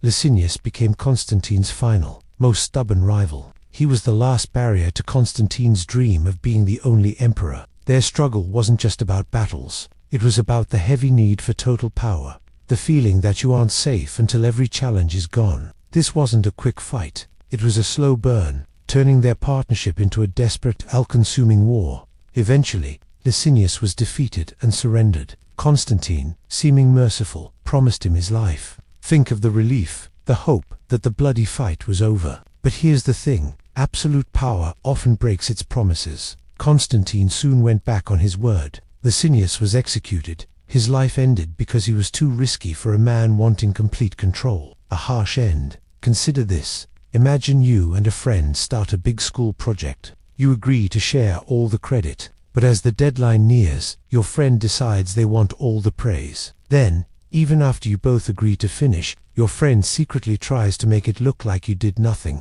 That sharp feeling of a broken agreement, that trust meant nothing. That's a small taste of what happened. The end of Licinius wasn't just a win. It was a stark reminder of what total ambition can do. It shows how ultimate power can make people toss aside loyalty, break promises, and silence shared history. Sometimes, the deepest betrayals come not from enemies, but from those who once stood right beside you. That's a heavy truth. Julian the Apostate, a return to old gods. Have you ever thought about how hard it is to go against what everyone else believes? Imagine growing up where one big new idea is taking over. Then, picture someone powerful deciding to turn the clock way back, choosing an older path most people have already left behind. That's what Julian, a Roman emperor, tried to do. His story isn't just about politics, it's about a deep personal betrayal of a whole new faith. For centuries, Rome worshipped many gods, Jupiter, Minerva, Mars, and countless others, with grand temples and ancient rituals. But by Julian's time, Christianity was growing fast. Emperors before him had even made it the official religion. Julian, though raised Christian, secretly loved the old ways. He studied ancient Greek philosophy and felt Christianity was making Rome lose its strength. So, when he became emperor, he worked hard to bring back the old pagan religions. He reopened temples, encouraged forgotten sacrifices, and even wrote against Christianity. Here's the thing. Imagine your school suddenly deciding everyone has to use typewriters again for all their homework, even though you all have laptops. The principal might believe the old way made students more focused. Most students and teachers would probably be confused or upset. They're used to the new, easier way. Julian was like that principal, asking an entire empire to go back to typewriters when they'd already embraced laptops. It must have felt incredibly lonely to push for such a huge, unpopular change, to stand against the tide of history, believing you alone saw the true path for your people. His attempt wasn't just a political choice, it was a deeply personal conviction, a quiet longing for what he felt Rome had lost. But here's what happened. History shows us how hard it is to undo what has already begun. Sometimes, even the most passionate beliefs can't change the direction a whole world is already moving. It makes you wonder about the quiet force of belief, and how deeply it shapes our world, even today. Theodosius the Great, making Christianity official. Have you ever wondered what it's like when everything you know, every belief held by millions, suddenly shifts, like a massive ship turning in the ocean, slowly but surely changing its entire direction? That's kind of what happened with Theodosius the Great and the Roman Empire's religion. For centuries, Rome had many gods. People worshipped Jupiter, Mars, Venus, and countless local deities, feeling connected to a wide, open spiritual world. Christianity was just one belief among many, and often, its followers faced tough times, even persecution. But then, an emperor named Theodosius came along, and he made a decision that forever changed the course of history, not just for Rome, but for the world. In 388, Theodosius made Christianity the official state religion of the Roman Empire. This wasn't just him saying, "Hey, I prefer this one." This meant it became the only legal religion. All the ancient Roman temples, the old gods people had prayed to for 1,000 years, they slowly started to lose their power. Some were even shut down or converted. Here's what I found. It was a huge, defining moment. Before, you could believe in whatever you wanted. Mostly, after Theodosius, the Roman identity became deeply linked to being Christian. Imagine your school had a favorite sports team, but then, overnight, it became the only team allowed, and all other clubs slowly faded or were discouraged. How would that feel? Or, like when everyone suddenly agrees on a new social media trend and older ones just disappear. The empire, which was vast and full of different cultures, was now told to embrace one single faith. This wasn't about sudden mass conversion for everyone, but it set the stage for how future generations would live and believe. And that's why it matters. This one choice laid the groundwork for much of Europe's religious identity for over 1,000 years. It's a quiet but powerful reminder of how a single decision can ripple through time, shaping not just laws, but the very hearts and minds across an entire world. It makes you think about how one person's belief can change everything for everyone else, creating a legacy that echoes through the ages. It makes you wonder about the long, slow, often complicated journey of human belief. Stilicho's dilemma, a barbarian protecting Rome. Have you ever poured your whole heart into something, only to be doubted because of who you are? That was Stilicho's life. He was a brilliant general, arguably Rome's greatest military leader during its most desperate times. He fought tirelessly, time and again, pushing back invaders like the Goths and keeping the Western Roman Empire safe. He was Rome's last great protector. But here's the thing. Stilicho wasn't entirely Roman. His father was a Vandal. From a barbarian tribe Rome often battled. This created a huge problem. Imagine Romans, fiercely proud of their heritage, having their very survival depend on a man from the people they called uncivilized. Even with major victories, distrust followed him. People in power questioned his loyalty. Could a barbarian genuinely care about Rome? Think of it this way. You're the new kid on a school sports team, and you're the star player, leading them to victory. But some teammates, who've been there forever, still look at you differently. They wonder if you're truly committed to their team, or if you're just looking out for yourself because you're an outsider. It's an unfair question about your heart, simply because of where you started. Stilicho devoted his entire life to defending Rome against impossible odds, yet the prejudice against his origins never fully faded. His story makes us think about the cruel cost of suspicion. It shows how easily we judge someone based on their background instead of their actions. It's a sad reminder that fear can blind us to the truth, leading to tragic mistakes, even when someone is giving everything to protect us. Honorius's weakness, Rome's final struggles. Have you ever seen something incredibly strong, something that seems like it could last forever, slowly start to crumble because no one is really holding it together? Imagine a grand old tree, its branches reaching wide, but its roots are getting weak, and the person meant to care for it just isn't paying attention. That's a bit like the story of Emperor Honorius and the Western Roman Empire. For centuries, Rome had been this mighty force, a powerhouse of armies and ideas. But by the time Honorius became emperor, things were already strained. Here's the thing, Honorius was not a strong leader. He became emperor when he was very young, and many saw him as indecisive, perhaps even indifferent, to the vast problems tearing his empire apart. While barbarians hammered at Rome's borders, and ambitious generals plotted for power, Honorius was often focused on other things, like his pet chickens. It sounds unbelievable, but imagine a group project at school, and the person who's supposed to be the leader is just playing video games while everyone else is scrambling. And the deadline is tomorrow. That feeling of growing panic, of knowing something important is being neglected. That's what it must have been like for many Romans. His lack of decisive action wasn't a betrayal of a specific person, but a betrayal of the entire Roman people, of the very idea of Rome itself. When the Visigoths, led by Alaric, actually sacked the city of Rome in 410 CE, the first time in almost 800 years, Honorius was safe in Ravenna, seemingly more concerned about the safety of one of his favorite chickens, which he had named Rome. It's a sad, almost tragically comical, image of a leader completely out of touch. His weakness, his inability or unwillingness to lead, allowed the empire to slide further into ruin. It shows us how profoundly a leader's character, or lack thereof, can shape the fate of millions and the course of history. Sometimes, the biggest betrayals aren't flashy backstabs, but quiet failures of responsibility, slowly eroding everything important.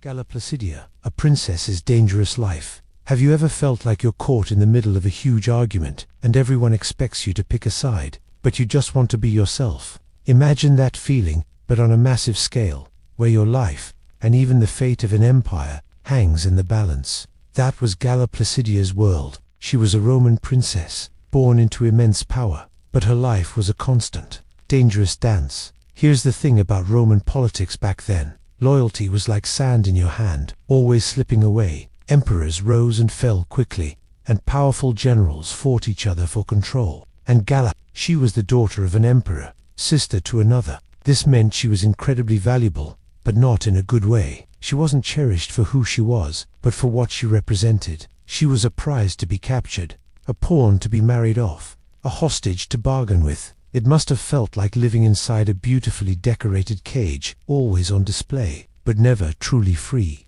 Her earliest years were spent in comfort, but then came the Goths, invading Rome. She was taken as a captive, carried away by the very people Rome fought against. Imagine being ripped from everything you know, forced to live among strangers who were your enemies. Later, she was even married to one of their kings. This wasn't a choice for love. It was a desperate political move. Her heart must have been heavy, filled with a deep sense of loneliness and betrayal, wondering if she would ever truly belong anywhere. She had to constantly adapt, to survive in worlds that saw her as a tool, not a human being.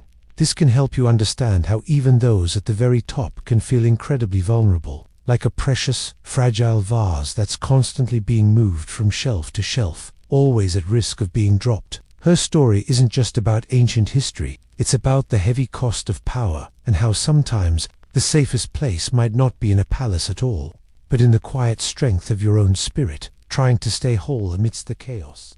Ides, the last Roman general. Betrayed. Have you ever felt completely let down by someone you trusted, someone you counted on to be on your side? Imagine that feeling, but amplified 1,000 times, and the fate of an entire world rests on it. That's the heartbreaking story of Ides, often called the last Roman general.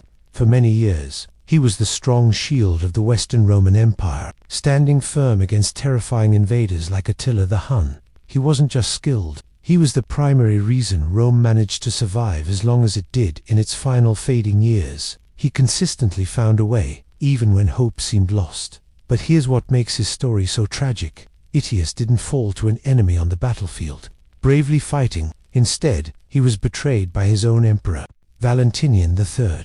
The emperor grew deeply jealous and intensely afraid of Ides's massive power and influence. He worried Ides might try to seize his throne, even though Ides had shown nothing but fierce loyalty to Rome. It's a bit like having a brilliant teammate who always helps your group win a competition, but then the leader gets nervous about how popular they are and suddenly kicks them off the project for no good reason. Suddenly, the whole effort falls apart, not because of the challenge itself, but because of a terrible, selfish decision from within.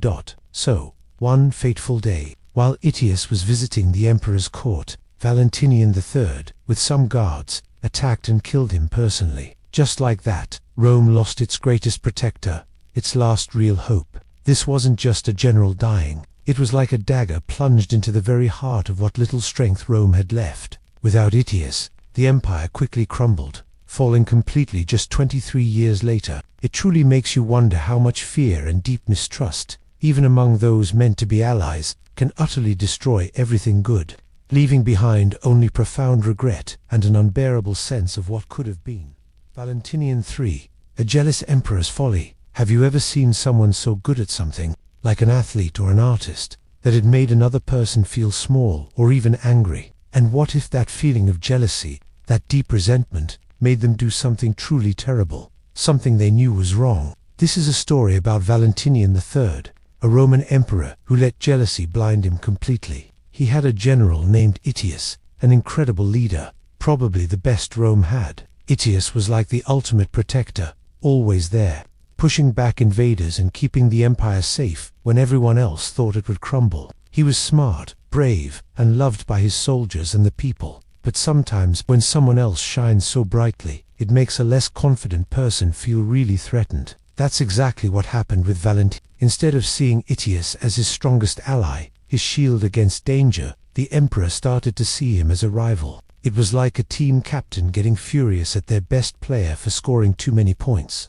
even though those points were winning the game for everyone. This wasn't about Ides being disloyal or plotting anything against the emperor. It was all about Valentinian's own fear and insecurity. These feelings grew into a huge, dark shadow that covered his judgment. Think about it this way. Imagine you have a really sturdy, strong foundation, holding up a magnificent building. Ides was that foundation for Rome, especially in its later, weaker years. But Valentinian, completely blinded by his own envy, decided to chip away at and violently destroy that very foundation himself. He personally murdered Ides, his most capable and loyal general. It was an act of pure folly, born from a heart consumed by a poisonous jealousy. In that moment, Valentinian might have felt powerful, but what he actually did was rip away Rome's last true defense. This left the entire empire exposed and vulnerable, and very soon after, it truly began to fall apart. It shows us how deeply destructive personal envy can be,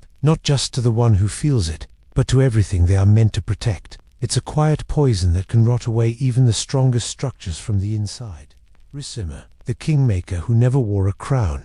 Have you ever felt like you were doing all the work, but someone else got all the credit? Or maybe you saw someone pull strings from behind the scenes, making big things happen without ever stepping into the spotlight. In the final years of the Western Roman Empire, there was a man like that. His name was He never sat on the emperor's throne, never wore the purple robes. Instead, he decided who would. He was the ultimate kingmaker, pulling emperors like puppets. Imagine that much power, but choosing to stay hidden. It's a strange ambition, isn't it? To control everything, but not want the crown. Here's the thing.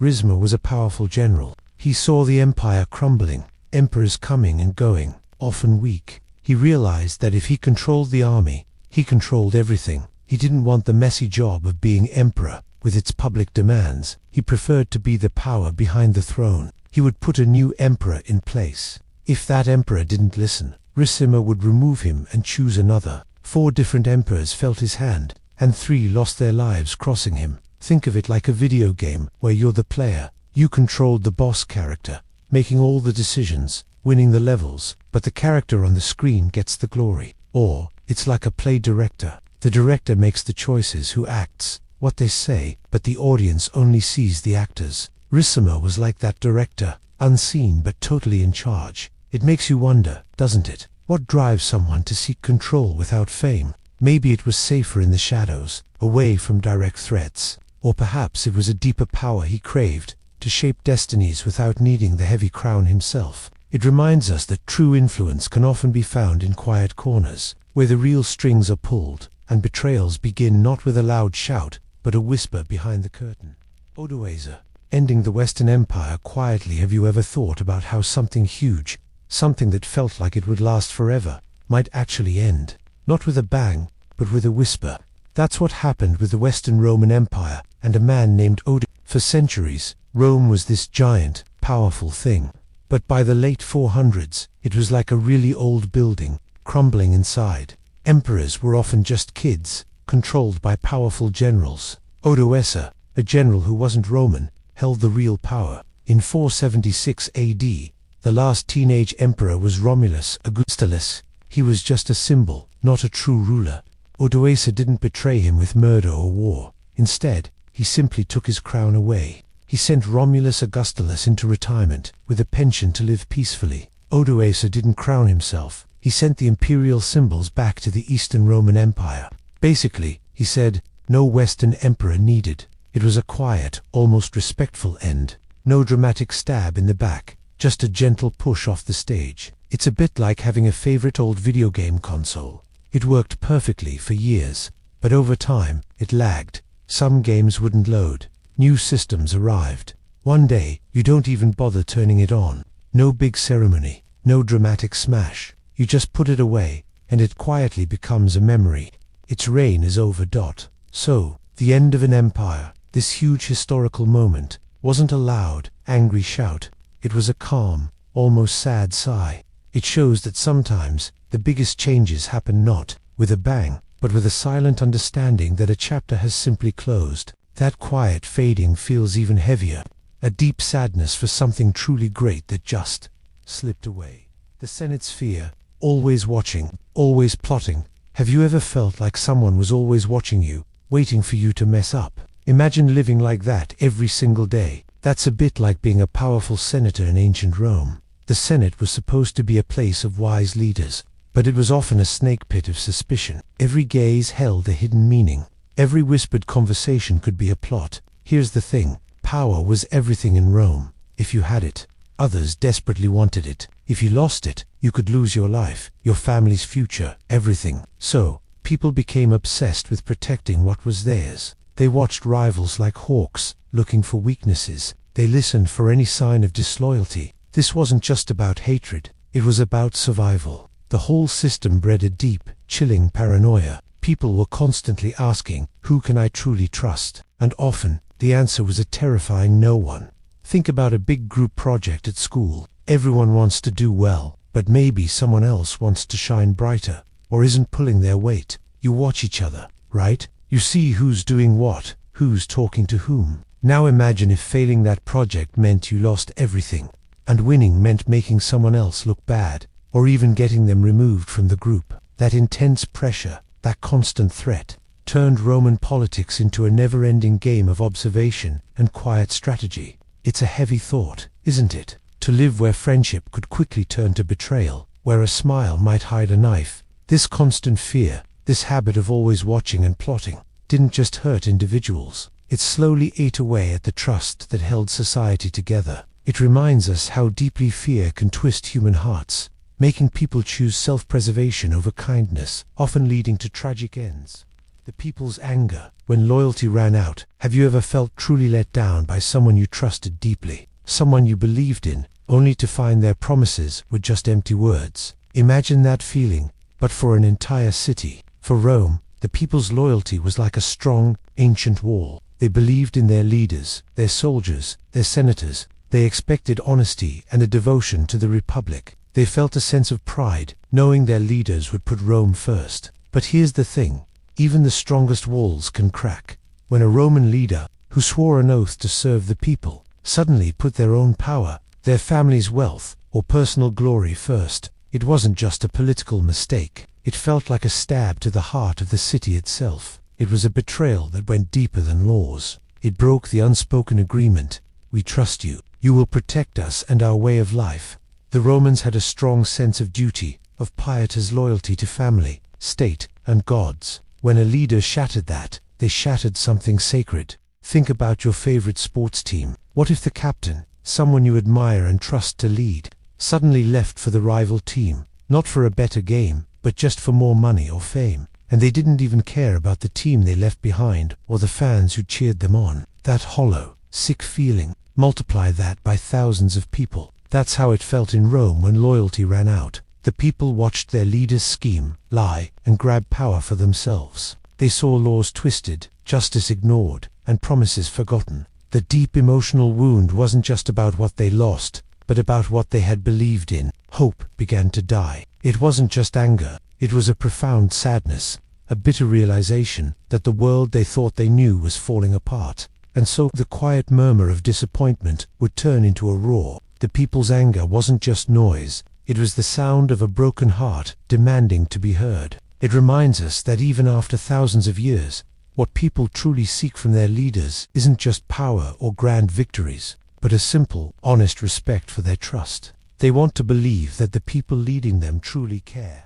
Gold and glory, what drove the betrayals? Have you ever wondered why someone would break a sacred promise, or turn against a friend they once trusted completely? In the intense world of ancient Rome, the reasons for such deep betrayals were complicated, tangled up in human desires that still echo within us today. Here's the thing, it wasn't always just about a greedy grab for gold, though wealth certainly played a huge part. Sure, immense riches were a powerful lure. Imagine living in a time when being wealthy meant not just comfort, but power, influence, and a legacy that could last for centuries. But beyond the glitter of coins, there was the burning desire for glory. This was a longing for eternal fame, for honor, for your name to be spoken with respect in the Senate and throughout the vast empire. People desperately wanted to be remembered, to shape the future of the world. And then there was power itself, a force so strong it could twist minds, to command legions, to make laws, to decide the fate of nations.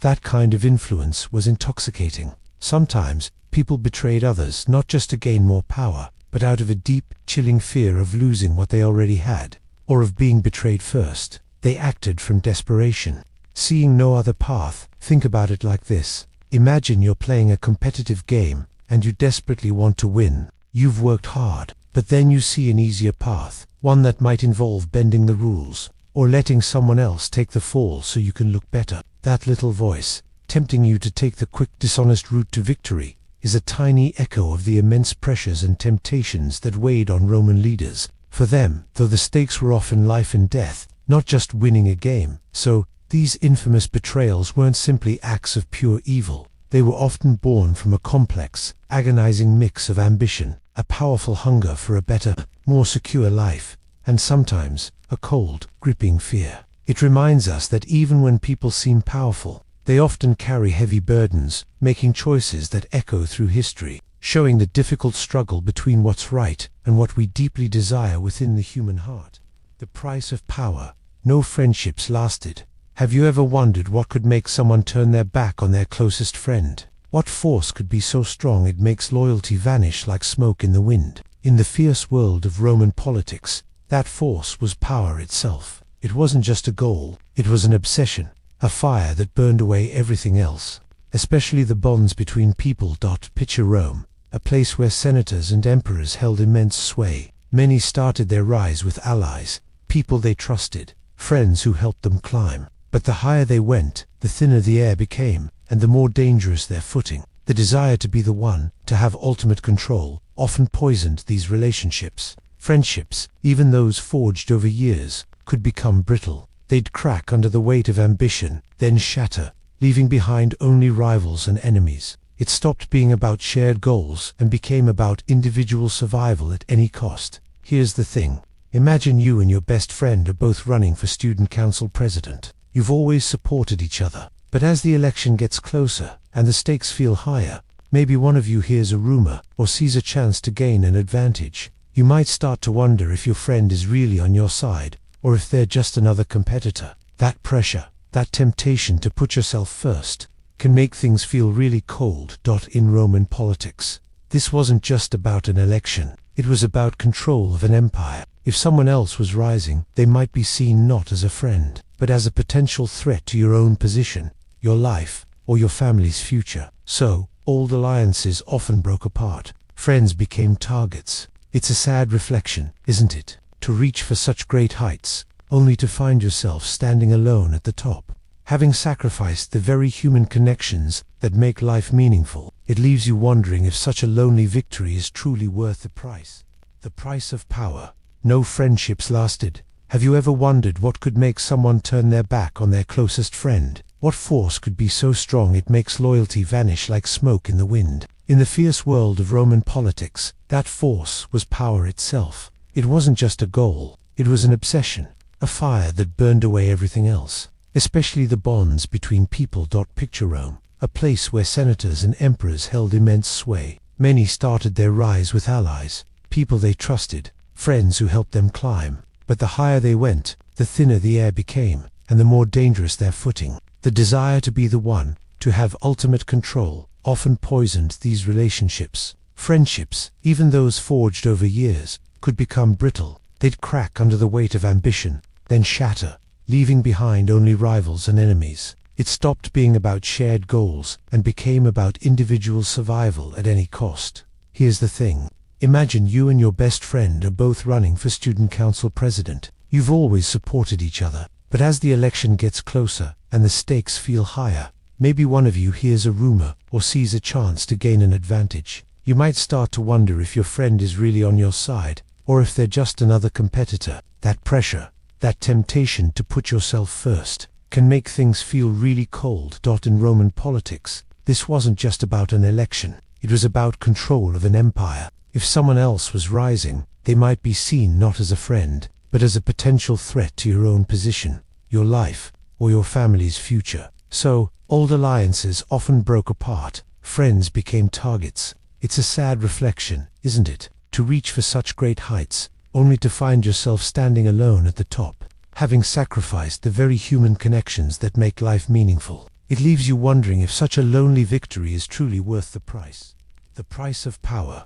No friendships lasted. Have you ever wondered what could make someone turn their back on their closest friend? What force could be so strong it makes loyalty vanish like smoke in the wind? In the fierce world of Roman politics, that force was power itself. It wasn't just a goal, it was an obsession, a fire that burned away everything else. Especially the bonds between people. Picture Rome, a place where senators and emperors held immense sway. Many started their rise with allies, people they trusted, friends who helped them climb. But the higher they went, the thinner the air became, and the more dangerous their footing. The desire to be the one, to have ultimate control, often poisoned these relationships. Friendships, even those forged over years, could become brittle. They'd crack under the weight of ambition, then shatter, leaving behind only rivals and enemies. It stopped being about shared goals and became about individual survival at any cost. Here's the thing.